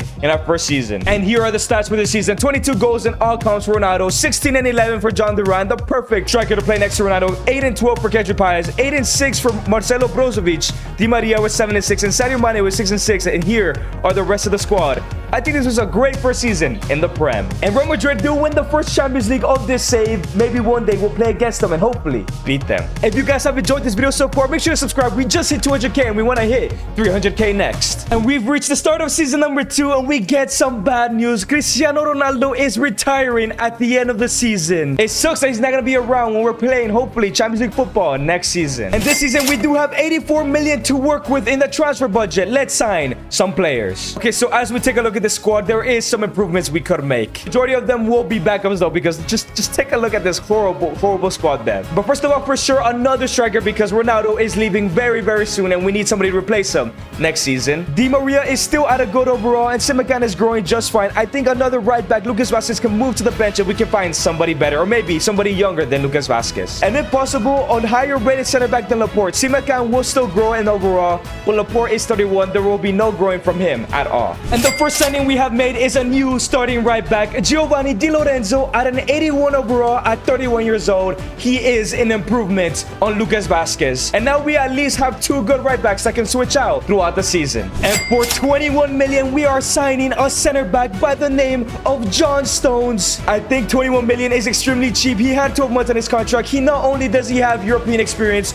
but Premier League experience, and surely can help us qualify for the top 4, as he has also won the Champions League. And for the rest of our budget, 33 million, we have signed the striker who will replace Ronaldo by the end of next season, and that is Ferran Torres. He is going to be playing up top as a backup or even a starter this season, and he has the right attitude, that Ronaldo attitude. I believe that he is the perfect replacement for Ronaldo. So this is what our squad is looking like for season number 2. Our team has gotten stronger. John Stones only a +1 overall, but he is still better. And it turns out 6th place does get you Europa League football, so that's what we'll be playing. But it's time for Al Nassr to make the European debut. We got FC Braga. That is a pretty tough team, but I think we can handle them. Let's get our first 3 points of this competition. Sadio Mane on the ball gives it to Angel Di Maria, and now it's Di Maria cuts back inside. It's Angel Di Maria gives it to Kendrick Paez, and now it's Kendrick Paez looking for the counter attack here. He gets rid of one, he gets rid of a second. It's still Kendrick Paez through ball into Jonathan Duran. Can he finish? Yes, he does. 1-0. Beautiful football. These guys are gaining chemistry every game they play together. We take the lead on our Europa League debut. And now here comes El Ouazzani looking to get an equalizer here for FC Braga. He gives it to Garbi, the ex-PSG player. Great save by Bento. Great follow-up save by Bento. Get the ball out, and no, it's a disaster. Bento did a great job, but the defenders were just standing and watching. It's 1-1. Now it's Sadio Mane on the ball. We're looking to take the lead once again. Jonathan Duran gives it back into Sadio Mane. And here comes Sadio Mane, looking to make it 2-1. Cuts inside instead. Gives it to Cristiano Ronaldo with a finesse shot. It's blocked by Adi Membi. Di Maria on the corner once again. Crosses it in. Finds Jonathan Stones. Cannot get there, but John Duran gives it back into Giovanni Di Lorenzo. Lets it rip from outside the box, and it goes in. It's a screamer from our brand new right back. We take the lead. Let's go. Di Lorenzo gives it to Kendry Paez, and here we go at the start of the second half. Can we go ahead and finish up this game? It's Ronaldo on the ball. Cristiano Ronaldo gives it back into Jonathan Duran. Duran lays it up into Sadio Mane. Sadio Mane finishes the ball. 3-1, baby. We're getting those 3 points. Here comes Vanocelos on the ball. Gives it to El Ouaziani, who gets a goal back. I thought this game was over, but Braga just not giving up. It's 3-2. And now it's Di Lorenzo. Gives it to Di Maria. Di Maria lays it up into Ronaldo. And now it's Kendry Paez on the ball, looking for another chance creation here. He gives it to Jonathan Duran. 1v1 has to finish. John Duran is not missing the opportunity. 4-2. This tie, this game is over. And the referee blows the whistle. We pick up our first 3 points in the Europa League. And we are now around March during this season, and sadly, we're only in 9th place. I hope this team could turn it around and try to finish top 4 at least. However, the Premier League isn't the only way to the Champions League. Let's see if we've qualified at least to the playoffs, and it seems we're at least in the playoffs. Did we go ahead and automatically qualify for the Europa League knockout stages? And yes, we do, but where did we finish? We finished in 6th. We will take that. 6 wins, 2 losses is not too bad. And in the round of 16, we'll be playing Olympic Marseille. Hopefully, we can get past them and all the way to the final. But it's time to find out to see how we do in the first leg of the round of 16 against Marseille. If it's too close, we might have to play the second leg, and we win 3-1, or we're easily going to the quarters. And as we went ahead and won the second leg and knocked out Marseille, up next we got Aston Villa. Now this team is a team that we face a lot in the Premier League, and I'm kind of worried because they are really good. How will this first leg go? Are we gonna go ahead and win a 1-0 victory? We will take that. And in the second leg against Villa, I took a risk and simmed it, and we won 1-0 again. But up next, we do have Olympic Lyonnais. Now I'm worried here. Olympic Lyonnais are in the semi-final. They're incredibly good. Let's see if we can get past them in this first leg. Can it be a good lead, or it's a 2-2 draw? We need to go into that second leg and make sure we get that victory. But it is now time for the second leg. Let's go ahead and knock out Olympic Lyonnais and go on to the Europa League final. Now it's Sadio Mane. We're looking for the first goal of the game. Kendry Paez gives it to Angel Di Maria. Can we take the lead here? Through ball into Cristiano Ronaldo. Takes a touch, has a shot. And who else? Ronaldo puts us 1-0 up, 3-2 in aggregate. So let's go. Into Fofana. And here comes Fofana down that wing for Olympic Lyonnais. Looking to equalize this tie. Stupinian gives it to Mangala. Oriel Mangala gives it to Almada. Into Cherki with a shot. Cherki with a great shot, but it's saved by Beto, thankfully. And now it's Thiago Almada for Olympic Lyonnais. Crosses the ball. Great clearance by Brozovic. And now it's Correia. Thierry Correia looking for the opportunity here. Gives it to Ryan Cherki, who's looking for that shot. Oh my god, great block by Semekan.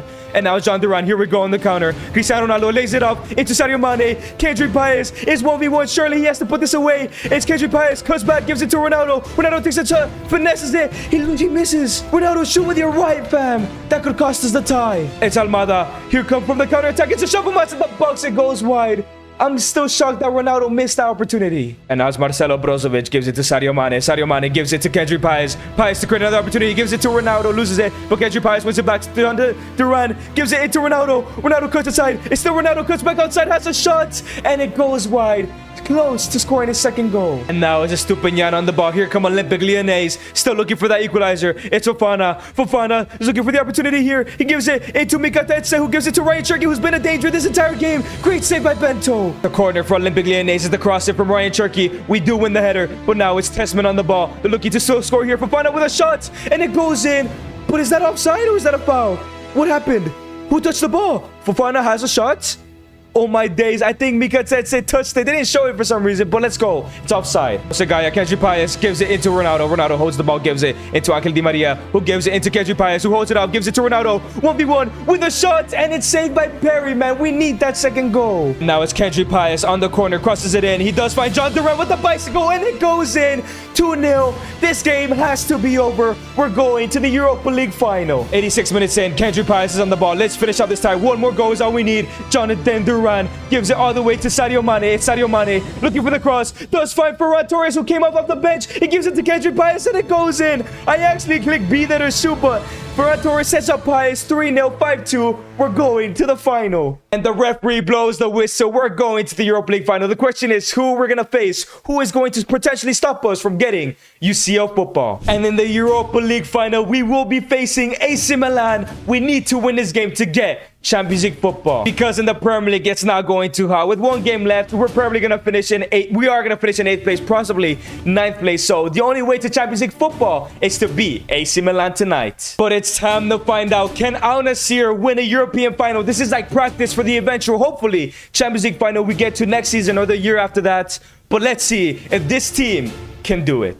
Ronaldo, Jose Gaya gives it to Ronaldo. Back into Sadio Mane. Let's go on this attack. Let's get our first shot on target in this game. Jonathan Durant through ball into Kendrick Paez, who's been absolutely amazing this season. Because inside, Kendrick Paez with a finesse. It's saved by Mike Maignan. And now it's Cristiano Ronaldo. Gives it into Jonathan Durant. Durant lays it off for Cristiano. Cristiano into John Durant. But he loses it, but they win it back. Durant gives it into Angel Di Maria on his weak foot. And it goes in. 1-0 against AC Milan in the 17th minute. We are definitely upsetting them right now. They are the favorites, not us. Now it's Kendrick Paez through ball all the way to Jonathan Durant. John Durant cuts inside, has a finesse shot from there, and it goes in. 2-0, baby, in the first half.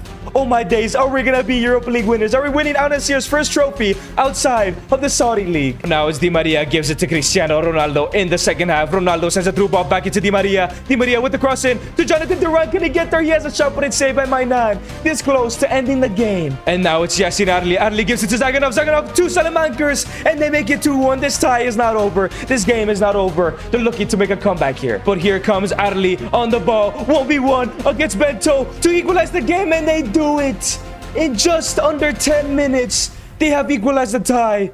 We might not win the Europa League. And here come AC Milan once again. Reindeers into Benacer, who gives it into Adli, who's all by himself. He gets rid of Mohamed Simikan. Mohamed Simikan makes a tackle. Lovely recovery there, Mohamed. But it's Adli on the attack for AC Milan. A great tackle from Simikan. But here comes Zaganov. Zaganov looking for the attack. Simikan makes another great tackle, but Zaganov still has a shot. It's saved by Bento. We dodge a bullet. Now it's Milan on the corner. They give it to Emerson Royale. He gets rid of one. It's still Emerson Royale looking to cross this in. Emerson Royale with the cross. It's Simikan clear it. Lovely. Can we go on this counter? Oh, Saliba. Okay. And now it's Kendrick Paez. Who's going to run? We need somebody to run. Kendrick Paez sends a through ball into Cristiano Ronaldo. Ronaldo is on the attack. Can he get us the winner here? Ronaldo is through. 1v1 against Mike Maignan. Ronaldo. Who else to score? Who else to score? Cristiano Ronaldo in the 86th minute. To give us that Europa League trophy, surely. Oh my days, you cannot write it on potentially his last European game of his entire career. Oh my days. And the referee blows the whistle. We are gonna be Europa League champions because of one man. And Cristiano Ronaldo lifts the Europa League trophy for the first time in his career. Probably the last trophy. Who knows? He might be convinced to continue playing, but this might be his last ever football game. And as the Premier League season comes to an end, we do finish in 8th place. Thankfully, we won the Europa League. As City win another Premier League title, the player of the season goes to Cole Palmer, and this time is 0 players in the team of the season.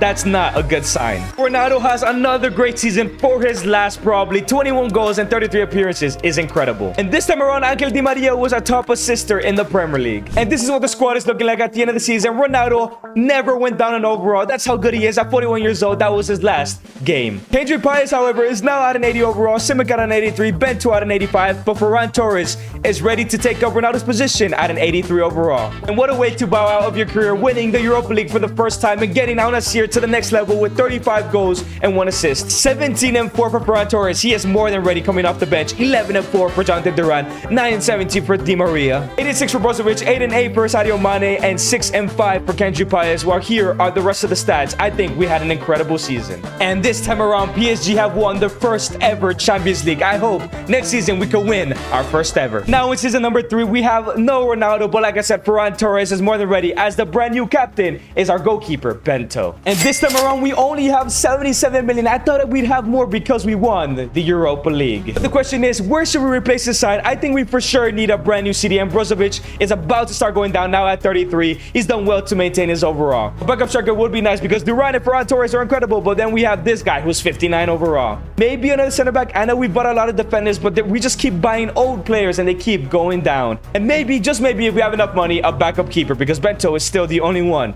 at the club. The first signing we're making is a 30-year-old Benjamin Pavard at an 84 overall for just 27 million. It is a steal because he is better than John Stones and Aymeric Laporte. But yet again, we sign another old center back. The second signing is yet again another 30-year-old for 12 million plus Otavio. We're signing Joao Palhinha at an 84 overall. I think this is an incredible signing, and we got him for such a cheap price as a Portuguese player joins our side. For our last signing, we are signing our under 25 player for 30 million, Mike Bireth, the guy from AS Monaco. He is now 23 years old, 78 overall, has a potential of 84. Surely he's gonna be great if we do not win the Champions League this season. So this is what the brand new squad is looking like now with the transfers. I think this is our best squad yet, and we need to make sure we win the Champions League by next season, not only because it is our job, but for Ronaldo, who got us up to this point. However, there is more bad news. We got two more players retiring, the first one being Lucas Vasquez, but the second one being Angel Di Maria, who's been one of our best players, but thankfully Angelo is growing and could probably take his place next season if we even go that far. But before we get into the Champions League, we have a UEFA Super Cup against the Champions League winners in PSG. I want to play this game and I want to beat them to prove to them that we're ready for UCL football and we're ready to win it as well. Here comes PSG. It's Lee Kang in the ball, gives it into Carlos Soler. It's Carlos Soler, gives it to Bruno Guimaraes. Bruno Guimaraes gives it to Bradley Barcola with a shot, and early on,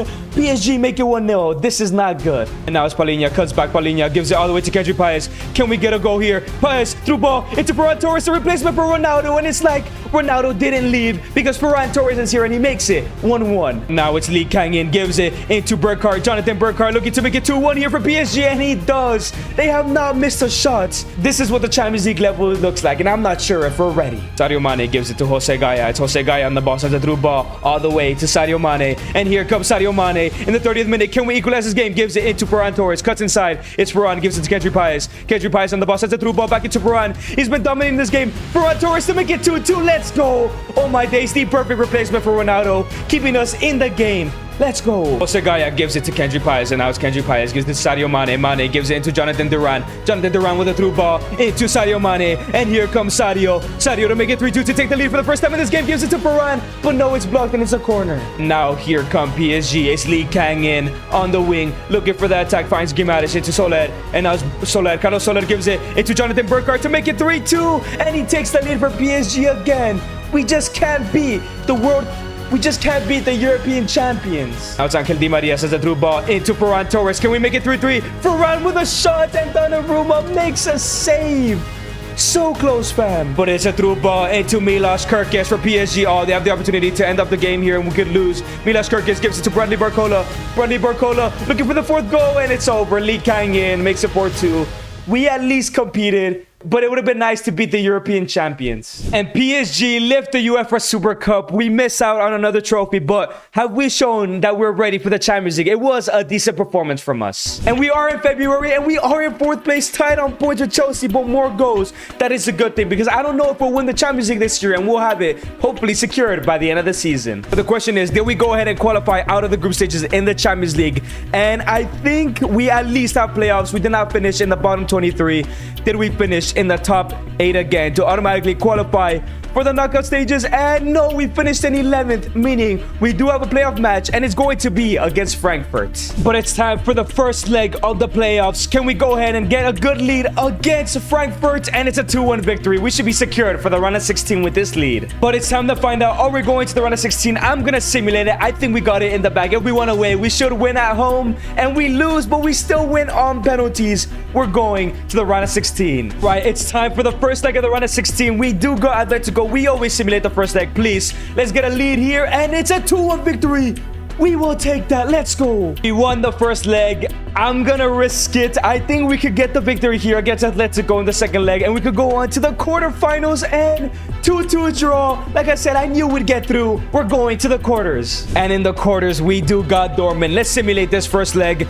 Can we get a victory away from home? And it's a 1-1 draw. we're gonna have to play the second leg to make sure we get to the semis, if it's possible. And now it's Ferran Torres, gives it into Kendry Paez, sends a through ball into Angel Di Maria on his last ever season of his professional career, has a finesse, and it's saved by Kobo. Kobo is probably the best keeper in the world. Now it's Mateta into Julian Brandt, it's Gurasi, great tackle from Benjamin Pavard, and now it's Angel Di Maria. Di Maria gives it into Kendry Paez. Kendry Paez is on the ball now, finds a through ball. He does find Jonathan Duran, who still remain here. Jonathan Duran 1v1 against Kobo. It's saved by Kobo. We just can't get past him right now. Mario Mane on the ball. He gives it into Jonathan, into Ferran Torres with a shot. Kobo makes another great save. Di Maria with the follow-up, but it's blocked. We're so close to scoring. Mario Mane on the ball, gives it into Kendry Paez. It's Kendry Paez through ball into Jonathan Duran, gives it into Ferran Torres. 1v1 has to finish in bottom corner. He finesses it. Cool, calm, and collected. 1-0, 2-1 in aggregate. Let's go. We might go to the semis. And now it's Palhinha, gives it into Kendry Paez, and now it's Kendry Paez on the ball, finds a through ball into Jonathan Duran. 1v1 against Kobo, finish, it's saved again.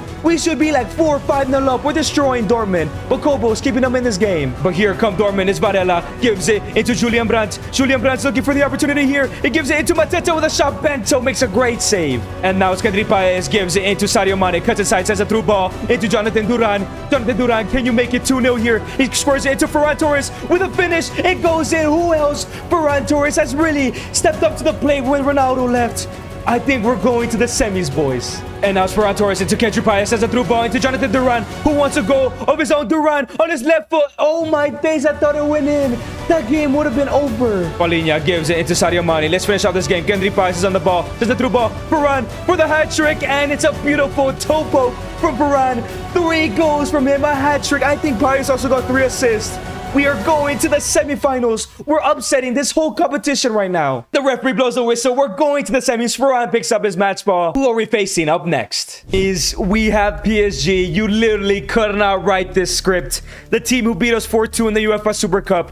Can we get our payback? Can we get at least a draw or only lose by 1 in this first leg? Because I don't think we're winning whatsoever, and it's a 2-2 draw. We will take that. We need to win home in the second leg. It's now time for the second leg. Can we go ahead and beat PSG this time without Mohamed Simikan like last time we faced them in the UEFA Super Cup? Now, I'm not gonna lie, I grinded out a draw because I don't think I had what it takes to beat PSG, and we were definitely gonna concede, so I did a lot of passing around the back. So that means we are now in a penalty shootout. I'm just hoping that I made the right decision here. And to take our first penalty is Angel Di Maria. Where is he gonna go? He goes to the top left. It goes in. 1-0 against PSG against his old teammates. But now it's Vitinha. PSG have some incredible penalty takers. As he goes to the Bento goes the right way, but he can't save it. Ferran Torres, the hero of the last tie of the quarters. He goes to the bottom right. He is not missing his penalty. And then Burkhardt, he scored against 2 against us, I think, in the UEFA Super Cup final. Bento goes the right way again, but he can't get to it. Sadio Mane, come on, you cannot miss this. We need you to score. We need you to score now. Let's go 3-2.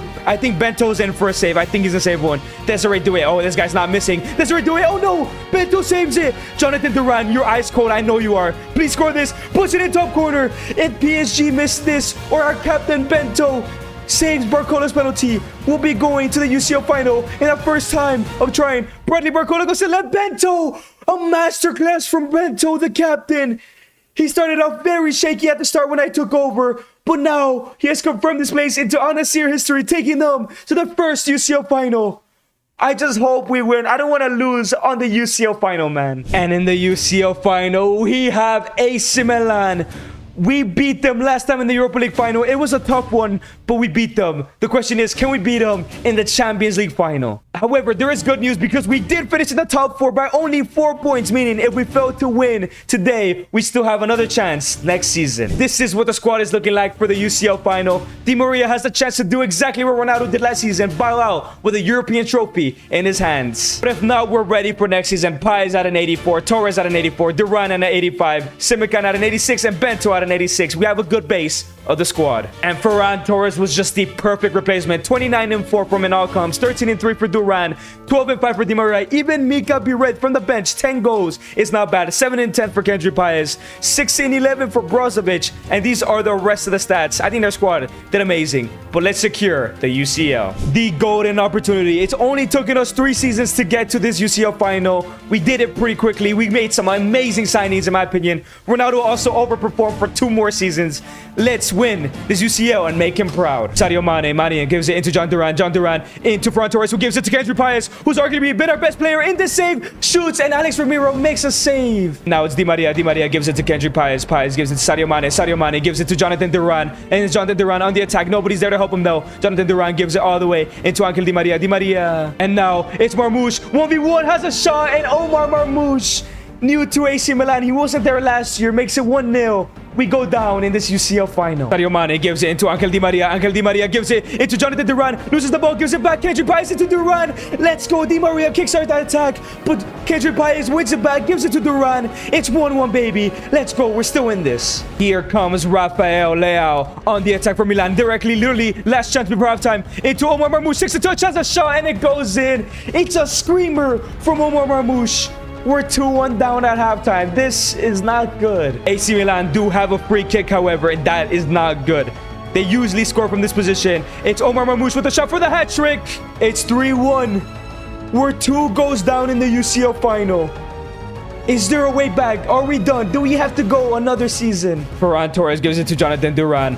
And now it's Duran through ball into Sadio Mane on the attack. This has to be 3-2. Sadio Mane with a shot. Let's go. Pick up the ball straight away from conceding. Sadio Mane makes it 3-2. We're still in this game. We can't get the ball out. It's over. Oh, my days, boys. We've lost in the UCL final. We've gotten this far. For what? And for final lips to UCL, we get one last chance next season. And we have arrived to our last season. Angelo has now replaced Di Maria. He is gone. 83 though, that is good. No need to sign somebody there. I'm not sure how much money we have, but I would love a new two new fullbacks, basically, Di Lorenzo and Gaia, because they're already below 80 overall at this point. And if money's left over, a CDM. And with 203 million, we finally have a budget that can help us out. And the first signing we are making is somebody who I wanted at the start of the video, but he was not old enough. We are bringing in Luis Diaz for 90 million plus Sadio Mane. Sadio Mane is already like 34. He's a start to go down. Luis Diaz is 30 and the same overall, so we will take that. And maybe he could be more prolific than Sadio Mane was with us here. And our next signing is a world-class fullback still, even if he's old. It is Benjamin White, 84 overall for 25 million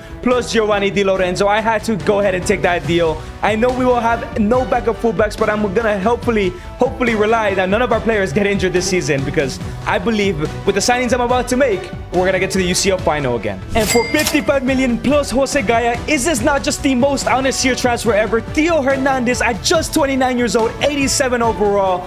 He just fits perfectly into the type of player Al Nassr would eventually sign. It's a huge improvement for that left back position, but there is still one more signing left to make. He's not gonna be over 29. And for our final signing, we spent our entire budget for 88 million. We are signing the 23-year-old Andre Santos, who is an 85 overall from PSG. So we're weakening those guys that won the Champions League the year before last one. I think he is the perfect CDM for our team. And this is our brand new squad. There is no chance we do not win the UCL with this team. And we've reached the end of the group stages. The question is, did we qualify automatically or through the playoffs, or did we get knocked out in general? And Liverpool got knocked out, and Milan, I think, are safe in the playoffs, the last year's UCL winners, which is crazy, but we're at least in the playoffs. Then we will go ahead and finish in the playoffs again. Last time we finished in 11th. Where did we finish this time? We're not in 11th, and we're in the automatic spots. But where? In the automatic spot 7, we will take the only one loss. That is good. Who will be facing in the round of 16, though? We will be facing Inter Milan. But it's time for the first leg against Inter Milan. We always simulate the first leg. How is this going to finish? And it's a 3-0 victory. John Duran with a hat trick. Oh, we're definitely going to the quarters. And it's now time for the second leg. If we won away from home, we should win at home. And yes, 3-2. Another 3 goals for us. And in the quarters, we got Man City. Let's simulate this first leg. We are at home. No Ferran Torres, though. Can we get the victory without him? And yes, we do. 3-1. Let's go. But it's now time for the second leg. I'm gonna simulate it. I think a 2-goal lead, especially with our team, is enough to get to the next round. And it's a 2-1 loss, but we still go through on aggregate. And in the semis, we got Juventus, Ronaldo's old club. I think this is an easier tie, though, unless their team is a super team. If we could get a good lead in this game, we're for sure going to the final. But it might be close. We might have to play the second game. It's a 4-1 victory. Oh my god, it's pretty much confirmed. We're going to the final. And it's time for the second leg. We're pretty much confirmed, unless a huge comeback happens. Yeah, 2-1. We're going to the UCL final back-to-back. And well, we are back against PSG, the team we beat last time and the team that embarrassed us in the Super Cup. This is our last chance to win the Champions League. And these are the stats for this season. 30 goals and 10 assists for Varane. Absolutely incredible. Duran, 23 goals, 18 and 9 for Theo Hernandez, 17 goals for Barrett, Luis Diaz, 11 and 5, 8 and 11, 7 and 11, 7 and 9. And here are the rest of the stats. This team is incredible. And this is a squad for the UCL final, but Duran has a red. He will not be playing. That means Barrett will now be in the starting 11. But let's just take a look at this team. I came to show you guys the team. We have an 89 overall Santos, an 89 overall Bento, 85 Angelo, 88 Theo Hernandez. This team is incredible, but no John Duran might be difficult. But it is now time for the UCL final. Can our captain Bento lead us to the Champions League win without Jonathan Duran? It's Kendrick Paez on the ball, sends a through ball into Barrett, who's coming in for the suspended Jonathan Duran. Has a shot on his left foot, and already 3 minutes in, Barrett, the man we sent as a backup, is doing the job that John Duran would have been doing. We take the lead already. But here comes PSG. It's Desiree Doué, the baller. Finesse shot from outside the box. Bento has come a long way to make that save. And now it's Angelo. Gives it into Andre Santos. It's Matias Tel through ball. Into Brady Barcola for PSG. Simica makes an early tackle. He blocked him. He cuts back it outside. And Barcola puts it away. It's 1-1. And now it's Kendrick Paez. Gives it into Ferran. Ferran into Biret. Mika Biret gives it into Luis Diaz. Luis Diaz is 1v1 here. He cuts back, gives it into Ferran. Who else? Ferran Torres. Arguably, like I said, the best signing we made alongside Kendrick Paez. We take the lead again in the UCL final. And now it's PSG. It's Vitinha on the ball looking for that through ball. He finds Bradley Barcola. Barcola with the shots, and it goes in 2-2. He gets his second. Bento cannot make the save. Here we come on the attack. It's Luis Diaz. Gives it to Ferran Torres. Ferran gives it to Kendrick Paez. And now it's Kendrick Paez looking for a run here. Can he find anybody? Paez through ball into Mika Biret. The hero. No, it's blocked. He could have scored a second there. Now it's Benjamin White. Sends a through ball all the way into Angelo. We're going on the counter attack from that corner. It's Angelo on the ball. Sends a through ball into Ferran Torres. Can he go ahead and take us back into the lead? He gives it to Mika Biret, who lets it run. Gives it to Diaz. Into Kendrick Paez with a finish. Let's go. Kendrick Paez, the man we signed in the first season. We trusted him at his young age, and now he has given us the lead in the UCL final. And it's over. The referee blows the whistle. We are going to be European champions. We're gonna win the UCL. And Bento lifts the UCL trophy. We have done it. Aldasir have done it outside of the Camel League, and we have made them the world's best team. Since I was a kid, I've always dreamed of becoming a footballer. And today, my dreams are coming true because I'm putting myself in FC25, but in the worst academy in the world. And I'm going to try and win the Ballon d'Or and become the world's best player. And here I am in the worst academy in the world with Sligo Rovers as the youth tournament is about to kick off. But not only am I in the worst academy, I am the worst player in the world. But in order for me to eventually win Champions Leagues and Ballon d'Ors, I have to go ahead and win this youth tournament to earn my pro contract. And here comes Sligo Rovers on the ball with a through ball to me with the worst academy in the world. I finesse it down the bottom corner and it goes in. I pick up my first goal in the world's worst academy. And now I pick up the ball here. I'm looking for my second goal, try and secure this quarterfinal of the youth tournament. I finish and it goes in. I may be 47 rated, but it does not seem like it when I'm playing in the youth academy. And the referee blows the whistle. I pick up 2 goals as we move on to the semifinals. And in the semis, we picked up a narrow 1-0 victory as I scored the goal. As up next, we got Bohemians in the youth tournament final. Let's win this game and let's get a pro contract. And the youth tournament final has kicked off as I pick up the ball immediately. I send a through ball into Kennedy with a finish, and already only a couple seconds into the game I prove that I'm not just a goal scorer. And now it's Kennedy on the ball, gives it to Murray. Murray sends a through ball into me. Can I go ahead and make it 2-0 potentially in this game? Cut inside with a finesse and it goes in. 2-0 up. Let's go. But here comes Bohemians looking to kickstart a comeback here, and yes, they get one back. The remontada might be on. And now it's Sean Murray on the ball. Sends a through ball into me. Can I go ahead and get the final nail in the coffin? I cut inside on my left foot with a finesse shot in the bottom corner. It goes in. This game is over. We're getting a pro contract. And ladies and gentlemen, it has begun. I've earned my pro contract for the worst team in the world. Now out of 50 overall, let's kickstart our journey to becoming the world's best player. And as I went from the worst academy in the world to the worst team, I am in the starting 11. As my goal for this season is to get 8 goals for Sligo Rovers. If I do succeed, I get to transfer to any team in the world. That's an upgrade trade. But if I fail, I must remain here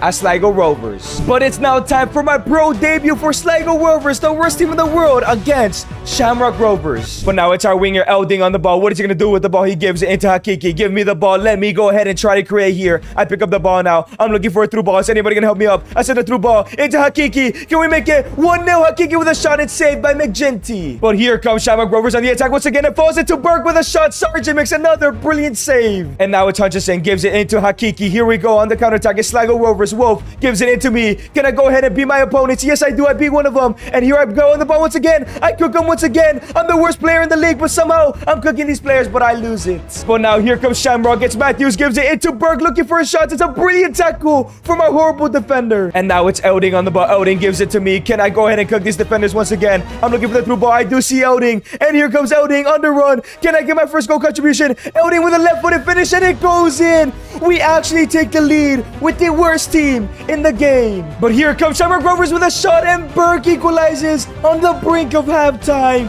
It's 1-1. And now in the second half, it's Elding. Gives it into Hakiki. Through ball into me. And 1v1 against the keeper with a finesse, and it's saved by McGinty. I could have gotten my first professional goal. And now it's Fitzgerald in the 71st minute. We need a goal to upset Shamrock Rovers. Can I get past the defenders? Yes, I do. I outpace them. Who's going to help me, though? I'm going to go in all alone near post finish, and it goes in. How did I score that at 50 overall? I get my first professional goal, and it's a banger. And the referee blows the whistle. A goal and assist on my professional debut. The question is, can I get 8 goals this season and move on to a better club? And the season comes to an end and we finish in 9th place. You know what? I will take not getting last. As I do finish the season with 12 goals and 1 assist, we've achieved our objective, which means we can get out of here. Now, out of 63 overall, surely I can convince a bigger club, the Sligo Rovers, to pick me up. And to kick off season number 2, I've decided to join 1860 Munich. They are currently playing in the 3rd Bundesliga, and I think this is great development for me to play in Germany. And we have arrived at 1860 Munich, and I'm actually basically the best rated striker, tied with this Hobbs guy. As the goal for this season is to become the top goal scorer at the club, but not only that, to promote 1860 Munich to the Bundesliga 2. But it's now time for my debut at 1860 Munich. This is a huge increase in difficulty from the Irish League. And now Jacobson picks up the ball, gives it to Gatu, and here comes 1860 Munich. Can we create an opportunity? It's a through ball into me. He finds me. I'm 1v1 against the keeper. Can I score with my first touches? And I do, into the top corner. That is absolutely sensational from me. I get my first goal for 1860 Munich. And now it's Castañeda comes on the ball into Michel with a shot, and it goes wide. Paderborn almost equalized. And now it's Jacobson on the ball, gives it to Gutau once again, who gave me the assist for my first goal here in Germany. He gives it back into me, wearing the number 9 today. I should be wearing the number 5 because it's my favorite number. I still have the ball here. I give it back into Gutau. Gutau with a through ball into me. I take a touch. I have a shot. It's blocked by Bolly, and it's going to be a penalty. I'm taking that for sure. Can I actually get the second goal of this game? The second goal on my debut for 1860 Munich. Bottom right, I slot it in. I'm going to have a great season here for Munich. And just like that, the game comes to an end. 2 goals from me today. 1860 Munich were the only club that came in for me, and I'm rewarding them this season. And we have reached the end of the season, and we have finished in 3rd place. By the way, real quick, we are actually in Bundesliga 2, not Bundesliga 3. And we have the chance to promote to the Bundesliga, as we are facing Hamburg SV in the relegation playoff. If we win these 2 legs, we'll be going to the Bundesliga in my 3rd season of professional football. And it's now time for the first leg. We always simulate the first leg, and we play the second leg. Please, let's not lose by a lot. And it's a 3-0 victory. We need a dramatic remontada if we want to achieve our goal to not downgrade from 1860 Munich. But it is now time for the second leg. We are 3 goals down and need to catch up and try to win and go to the Bundesliga. I'm not ready to give up. And Philip picks up the ball, gives it to Gutau. Me and him have formed a formidable duo here in Munich. It is a through ball into me already. I'm already 1v1 against the keeper. Where is the defense? They're not marking me at finesse, and I miss the target. And here come Hamburg to make it 4-0. It's a brilliant save from our goalkeeper Hitler. And here we come on the counter-attack. Kawado makes a brilliant through ball into me. Can I go ahead and beat this defense? I'm all by myself. I get rid of one. I get rid of a second. 1v1 against the keeper with low-driven shots, and it goes in. 1-0. We need 2 more goals to equalize. And here come Hamburg. It's Rice on the ball. Gives it to Glatzel. Great tackle from Jacobson. And now it's Denise on the ball. Gives it into Gutau. It's Gutau looking for a through ball. Can he find me? Can I get to his ball? And yes, I do. 1v1 against the keeper again. Low driven again. And it goes in. It's 2-0. 1 more goal. And we have already equalized the tie. And here we are in the second half. It's Wolfram running down the wing. Can we get our 3rd goal here? What is he going to do here? It's still Wolfram. Wolfram holds it. Gives it back into me. me. I have a shot, and it goes in. A first-time finish. It's a hat trick for me, and we have equalized the game. And after our comeback, we have survived up until penalties. Hamburg have way more experience, and I win in my first ever penalty shootout because the best players in the world score their penalties. And I will be taking the first penalty to set the tone for 1860 Munich as I put it bottom right. Oh my days, it is almost saved. As up next is Glatzel for Hamburg as they go to the right-hand side, and it's a save by Hitler. And now Jacobson to take the next penalty. Can we go 2-0 up? And yes, we do. We have a huge lead here. We cannot bottle this. It's Ahiti now to take the penalty. Up next goes to the right. Hitler makes another save. Denise, make it 3-0, please. Denise goes to the top right, but it's saved this time around. And now it's Rice to go to the right-hand side, and it's 2-1. Let's not bottle this, man. Wolfram to take the next penalty. Do not miss this, Wolfram. He goes to the bottom right. Let's go 3-1. If Hamburg misses next penalty, Muheim will give them out of the playoffs. And no, they go ahead and win. And now it's up to Danhoff. If he scores this, we are going to the Bundesliga bottom right, and he bangs it in. The keeper almost saves it, but we're going to a first division. And it is confirmed we're going to the Bundesliga as Eckstein is the player of the tournament, and we do make it to the team of the season. As I also win my first ever golden boot with 27 goals. And we finished the season with 30 goals, 1 assist, now at a 70 overall. The question is, should we stay at 1860 Munich, or let's see what clubs come in for us in the brand new season. And if you guys have enjoyed this video so far, make sure you subscribe. We're trying to get at 300k as soon as possible. And now in season number 3, I'm now at a 71 overall. Let's trust list ourselves and see if we get any good offers. And as you can see on the right, we got multiple offers from KRC, Gent, and Hull City. However, the offer we have just gotten is Borussia Dortmund, and this is the best offer we've gotten so far. And as much as I want to accept it, we're not getting any game time at Dortmund. And we are about to get to the first game of the season where I got this offer, and it interests me. Yes, going from the Bundesliga to the Eredivisie is a downgrade. However, we could shine in the Eredivisie and then come back to any of the top 5 leagues and become a starter. So controversially, I'm accepting this AZ Alkmaar offer, and I've taken the risky decision, and I am joining AZ Alkmaar. I could have easily gone to Borussia Dortmund, but I'm taking a risk on myself at a 71 overall. I will shine here at the Eredivisie. And as I join AZ Alkmaar, I am tied for the best striker in the team, so I'm gonna have some stiff competition. But it seems like as of right now, I will be starting, as the goal for this season is to win the Golden Boot, as I only want to be here for one season and go to a top club in a top 5 league. And on the last day of season, AZ Alkmaar are sitting at 4th, fighting for absolutely nothing. However, I am sitting 2nd in the Golden Boot race behind Julian Carranza. But I want to make sure that I don't downgrade from AZ Alkmaar. I must win the Golden Boots. And as on the final day, I am facing PEC Zwolle. It is the mid-table Eredivisie side, but you know what? It might be difficult to score 2 to 3 goals in this game. But here comes Zwolle on the ball. They give it into Krastev. Krastev finds Budnik with a shot, and it goes in. Not only do I have to outscore Carranza on the final day, but we're also 1-0 down against a mid-table side. And now it's Wolf on the ball, gives it to Van Bommel. Van Bommel does find Midjanis. Midjanis gives it to Jordi Classy, and now he links up with me. I'm through on goal. Can I beat the defenders? I couldn't inside on my weak foot with a finish, and it goes into the keeper's hands. And now it's AZ Alkmaar on the ball. Mike Kuma is on the ball. He does find Jordi Classy, who's gonna retire after this game. Gives it to Van Bommel, sends a through ball into me. I'm 1v1 against the keeper. I have a low-driven shot, and it goes in.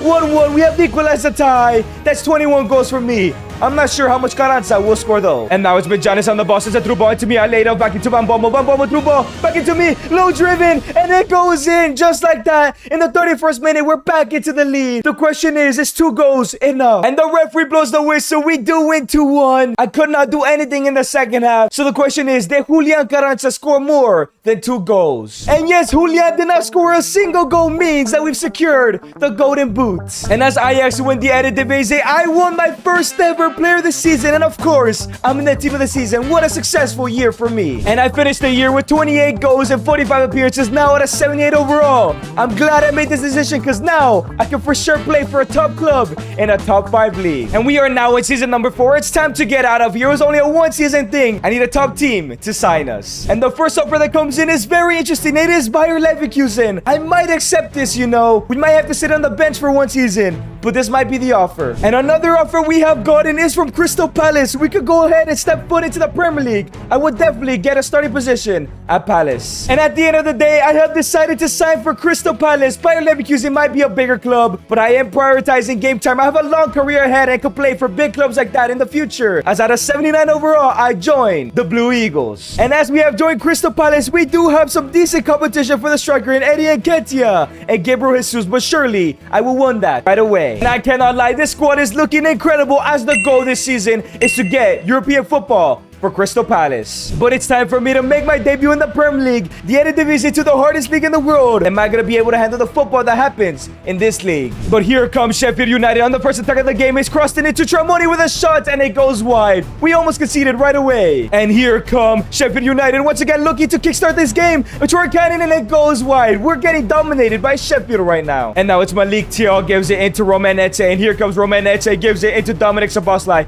Dominic Szoboszlai finds a through ball, and he does find me. My first touches as a Palace player, low driven, and it goes in. 1-0, my first touch as a Crystal Palace player, and I get my first goal. Let's go, Szoboszlai, thank you. But here comes Sheffield United once again. It's Troy Cannon looking to try again, and this time he equalizes the game. It's 1-1. Maybe getting Europe isn't gonna be so easy. And now check the Corey gives the ball into me. I lay it off into Eberechi Eze, takes a touch, has a shot, and it's saved by Gerbich. We could have taken the lead there. And now it's Eberechi Eze, gives it back into me. I'm looking for Eberechi Eze's run. And yes, he's through on goal to take the lead right before halftime with a finesse. And no, Eze, you have to score that. But here comes Sheffield United once again. It's Campbell, and it goes in.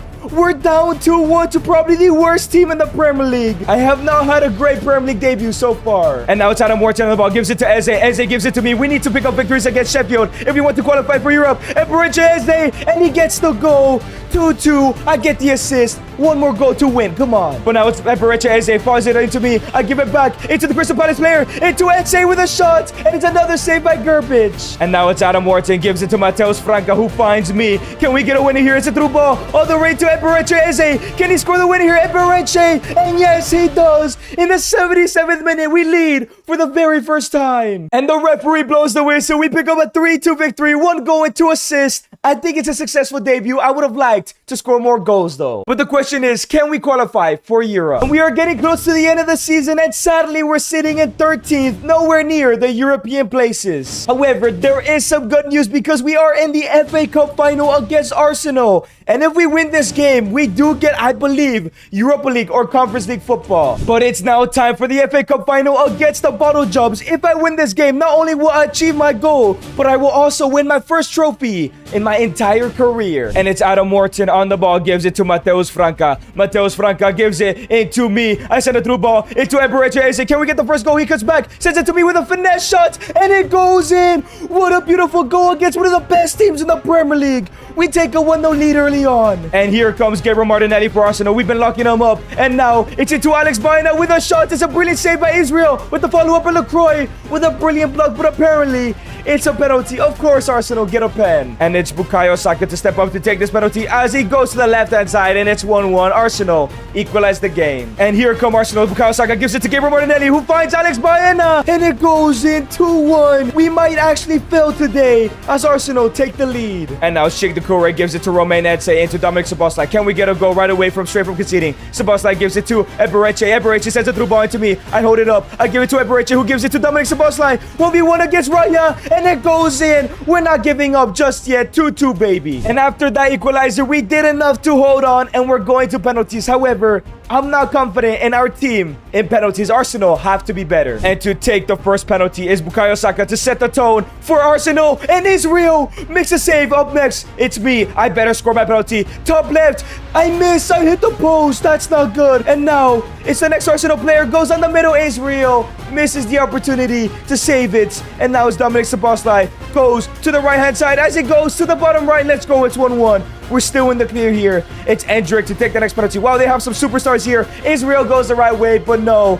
It's in. And now Eberechi Eze, come on. You are been here for a long time. Do not miss this. And yes, it's 2-2. Up next for Arsenal, it is Mikel Merino. We know he can score a couple goals. As he goes to the right, Israel goes to the right side again, but cannot save it. Malik Thiaw, the center back. Wow, we're already down to the center backs. It's crazy. Bottom right, it's saved by David Raya. If an Aurélien Tchouameni scores his penalty, we're out of the FA Cup, and Arsenal have have done it. They have won the FA Cup. We have failed our challenge, which means I have to leave Palace and downgrade. I really wanted to stay here at Palace, man. And as Arsenal celebrate with the FA Cup trophy, we have failed our challenge. It's time to leave Palace and downgrade from this club. However, there is a silver lining as I had a decent season, 15 goals and 2 assists in only 28 appearances. I might have picked up an injury, but now I'm at an 80 overall. And we have received 2 offers from CA Osasuna, but also a return back to AZ Alkmaar. I think I'm going to accept the return because Osasuna is just a way worse side. So the decision has been made. I have returned to the Netherlands for 1 season as we have downgraded from Palace, but I'm sure I will get back up here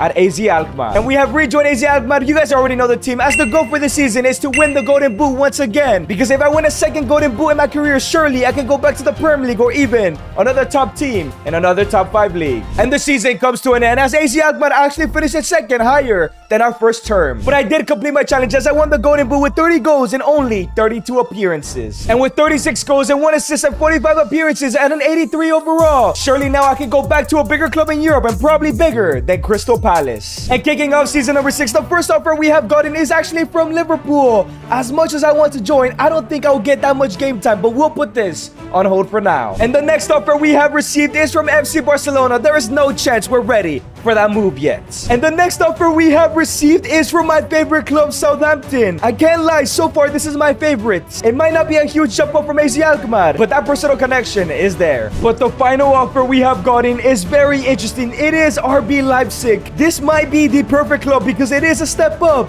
And it's also a big club, but I'm not sure if I should go back. I have decided to come back to the Bundesliga as I join RB Leipzig. I know we had Barca, I know we had Liverpool, and my favorite club, Southampton. But Red Bull Leipzig is literally the perfect club to be at an 83 overall currently. I'm sure I can continue to grow here and continue on my path to try and win the Ballon d'Or. And as I join RB Leipzig, I'm the second best striker as for the first time in my career I'm playing alongside another striker in Lois Openda. As the goal for this season is to win my first ever trophy of my career, whether it's the Bundesliga title, whatever European competition we're in, or the DFB Pokal. But it's time for me to make my Bundesliga debut. I should have maybe done it 3 years ago and stayed at Munich, but it's time to make my Bundesliga debut. I probably should have made it a couple of years ago, but let's show Germany who the best striker in the league is and try to win a trophy this season. And now it's Pedro Porro on the ball, gives it to Brahim Diaz, and here come RB Leipzig. Tyler Morton does find me. I'm looking for a ball here. Is anybody gonna make a run? It's still me. I give it through ball into Lois Openda, has a touch, has a shot, and it goes in. 1 goal for Lois Openda. I get my first assist.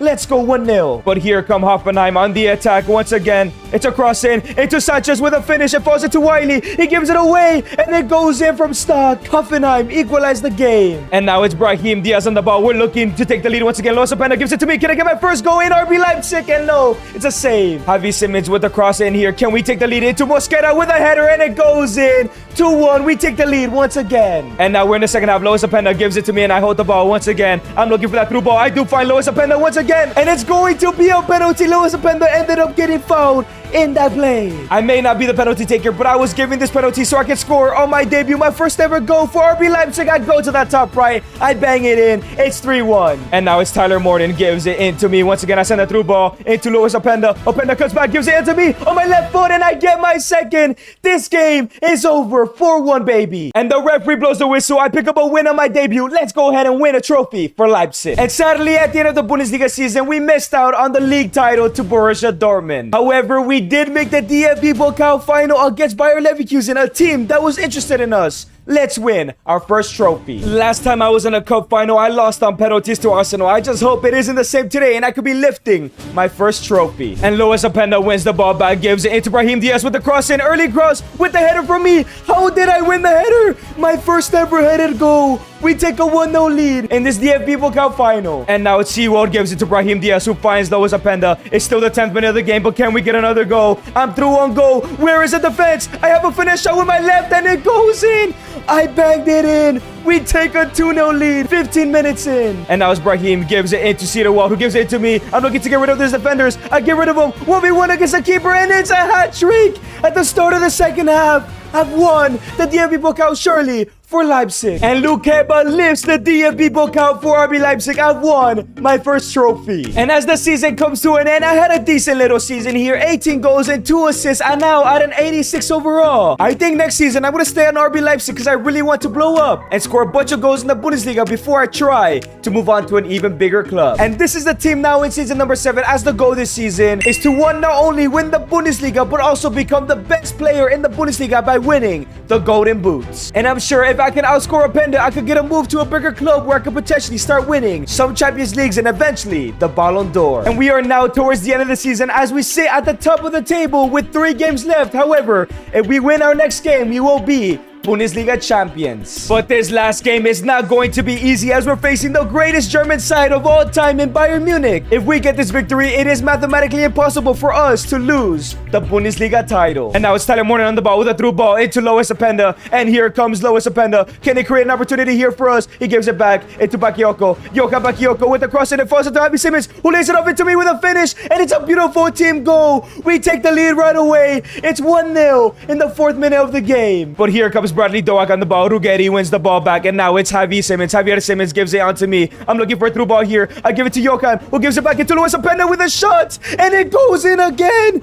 10 minutes in. What is going on with Bayern Munich? 2-0 already. Now in the second half, here comes Bayern Munich. Musiala gives it to Jonathan Duran with a shot that's blocked, and no, it's gonna be a penalty. Of course, there's always a handball. Always. And to take this penalty is Jonathan Duran. Where he's gonna go as he goes to the left-hand side, and it goes in. Bayern get a goal back. But here come Bayern Munich once again. The tides have already turned. Pavlovic gives it to Jamal Musiala. We go for the tackle. It's missing to Duran. It's a brilliant save from Van de Voort. And here come Bayern once again. It's Brian Zaragoza gives it to Jamal Musiala. Into Jonathan Duran. I had to bring him down. He was gonna score. We're taking the risk in hopes that Van de Voort can score. Can save this penalty. It's a yellow, thankfully, as well. And Jonathan Duran to take the penalty once again as he goes to the right-hand side. 2-2, man. We have bottled it. Maybe I shouldn't have fouled him. But Javi Simmons wins the ball back, and now it's Tyler Morton gives it to Openda. Openda gives me the ball. I'm 1v1. Can I go for the finish? I'm offside. Referee. And now it's Seawald on the ball. Gives it into Javier Simmons. Javier Simmons sends a through ball. Gives it to Ruggeri. And now I'm on the ball. 1v1 in the 80th minute. Come back. Give it to Luis Openda with a finish. It's blocked, but the follow-up is in. Oh, it's selfish by me. And we may have won the Bundesliga title with Openda's goal. And the referee blows the whistle. With 2 games to go, we have won the Bundesliga title. And there it is, our Bundesliga title. As the player of the season goes to Openda. Fair enough, but I was in the team of the season. But the question is, did I win the Golden Boots? And yes, I have won the Golden Boots, scoring 26 goals in 32 matches. But not only that, we've gotten the domestic double as we also won the DFB Pokal. And this was probably my best ever season so far. 41 goals and 2 assists, now at an 89 overall. I am slowly becoming one of the best players in the world. And before we go into the new season, this team is absolutely incredible and we could potentially win the Champions League here. But there is no chance I will ever win the Ballon d'Or at RB Leipzig, so I think I am going to leave next season. Now in season number 8, it's time to transfer list ourselves and listen to the biggest offers in the world. And immediately we have already gotten 2 offers, one from Napoli and one from Chelsea Football Club, but I don't think I'm going to either of those teams. And the next offer we have received is from Man United, and there is no chance I'm going to that trash club. Now this next offer is very interesting. It is from Atletico de Madrid.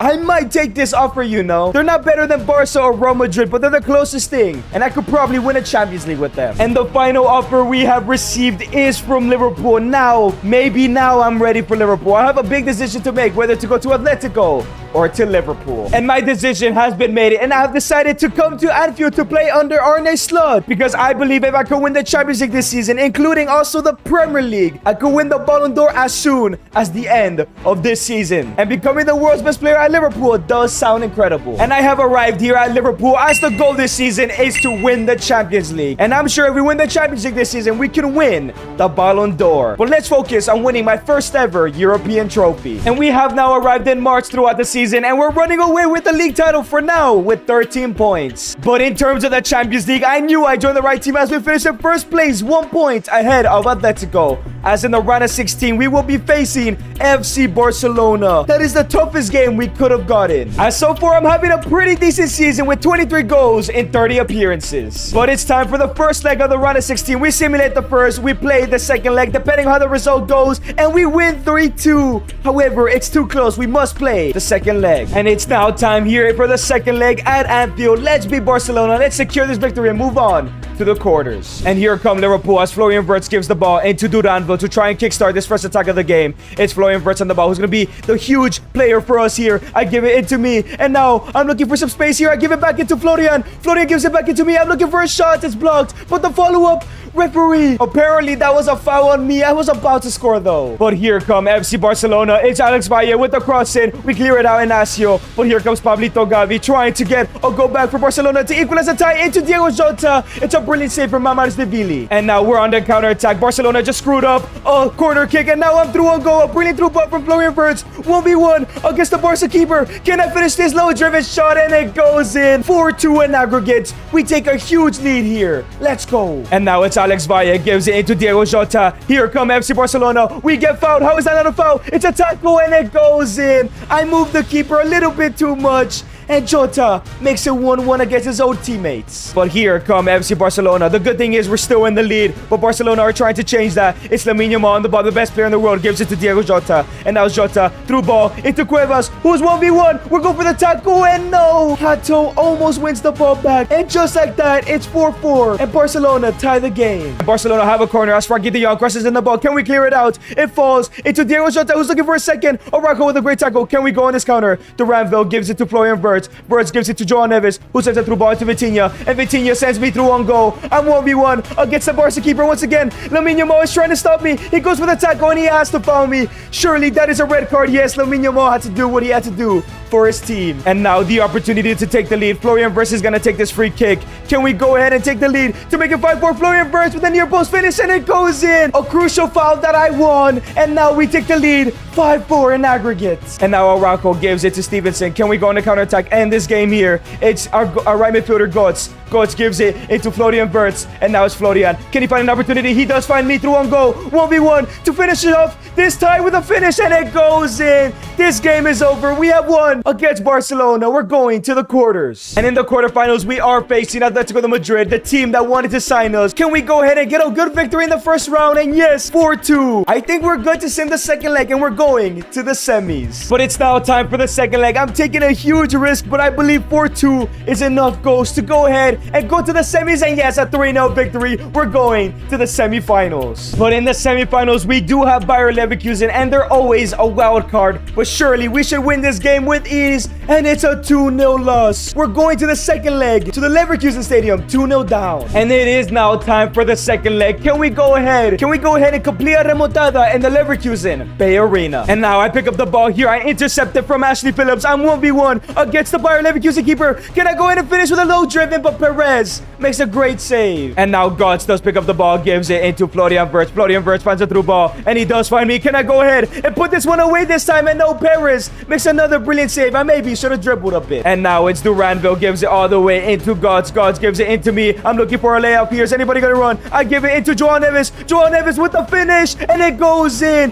João Neves gets a goal off my assist. That's one goal secured. And we are now in the second half. Bayer Leverkusen have been difficult to break down as Florian Wirtz picks up the ball, gives it to Götze. Götze gives me the ball, and now I'm looking to lay it off back into Götze. He's through on goal. 1v1 against the keeper, and Perez makes another brilliant save. That could have been the equalizer. And now it's Götze on the ball, gives it to Florian Wirtz, who does find me, and I give it back to Florian Wirtz, who gives it back into me. I'm 1v1 against the keeper. I can have to finish it. Yes, we have finally beaten Perez for a second time. He's been incredible, but it's 2-2 now. One more goal and the remontada's complete. But sadly, Leverkusen's defense was way too solid, and now we find ourselves in a penalty shootout. And Liverpool win this penalty shootout and head on to the UCL final. And to take the first penalty is Victor Boniface. He is a clinical finisher as he goes to the left, and he puts the first penalty away. As up first is Vitinha, the captain for Liverpool. You've missed before, do not miss again. Bottom right, let's go. He bangs it in. 1-1, we're fine. Perez went the right direction, and we know how good he's been. Oscar Bob is up next as he goes to the left, and it's 2-1 to Bayer Leverkusen. And now I'm up next. I better not miss this penalty as I go to the bottom right, and it almost hits the post and out. But now it's Massa to take the next penalty as he goes to the left, and Mamardashvili makes a save with his legs. And now our right mid Götze up next, goes to the top right. We take the lead. This is crucial. We can get to the final like this. And now it's Puerta for the next penalty. Goes down the middle, and it goes in. But we still have the the 1-goal lead. It's Florian Wirtz to take the next penalty. Where is he gonna go? He goes to the top left, 4-3 now. If Bayer Leverkusen missed this penalty, Tyreek George, we will be going to the UCL final as he goes to the left and he bangs it in. But it's all up to Joao Neves to go ahead and score this penalty. Can he send us to the UCL final? Joao Neves, and yes, he does in the top right-hand corner. We're going to the UCL final, automatically making me a favorite to become the world's best player. And in the UCL final, we will be facing Bayern Munich. But we've had an insane season as we won the Premier League as well. And I am taking the Golden Boot home for the Champions League, so I'm sure if I win this UCL trophy, I will also be winning the Ballon d'Or. But it's now time for the biggest game of my career. Can we go from starting at the worst academy to winning the Champions League and winning the Ballon d'Or and becoming the world's best? We're finding out tonight. And now Stevenson gives it into Mikel Götze. Mikel Götze gives it into Florian Wirtz. And here come Liverpool on the counter. It's back into our right mid, Götze. And can we go ahead and score a goal here? It's still Götze on the ball, cuts back, gives it into me. I have a shot, and it goes in. The beautiful low driven that I've mastered. And I've taken the 1-0 lead for Liverpool in the first 15 minutes. But here comes Bayern Munich. It's Patrick Vanner on the ball trying to equalize the game. For Bayern, gives it to Jonathan Duran. We go for the tackle. Araujo misses. It's laid off into Pavlovic.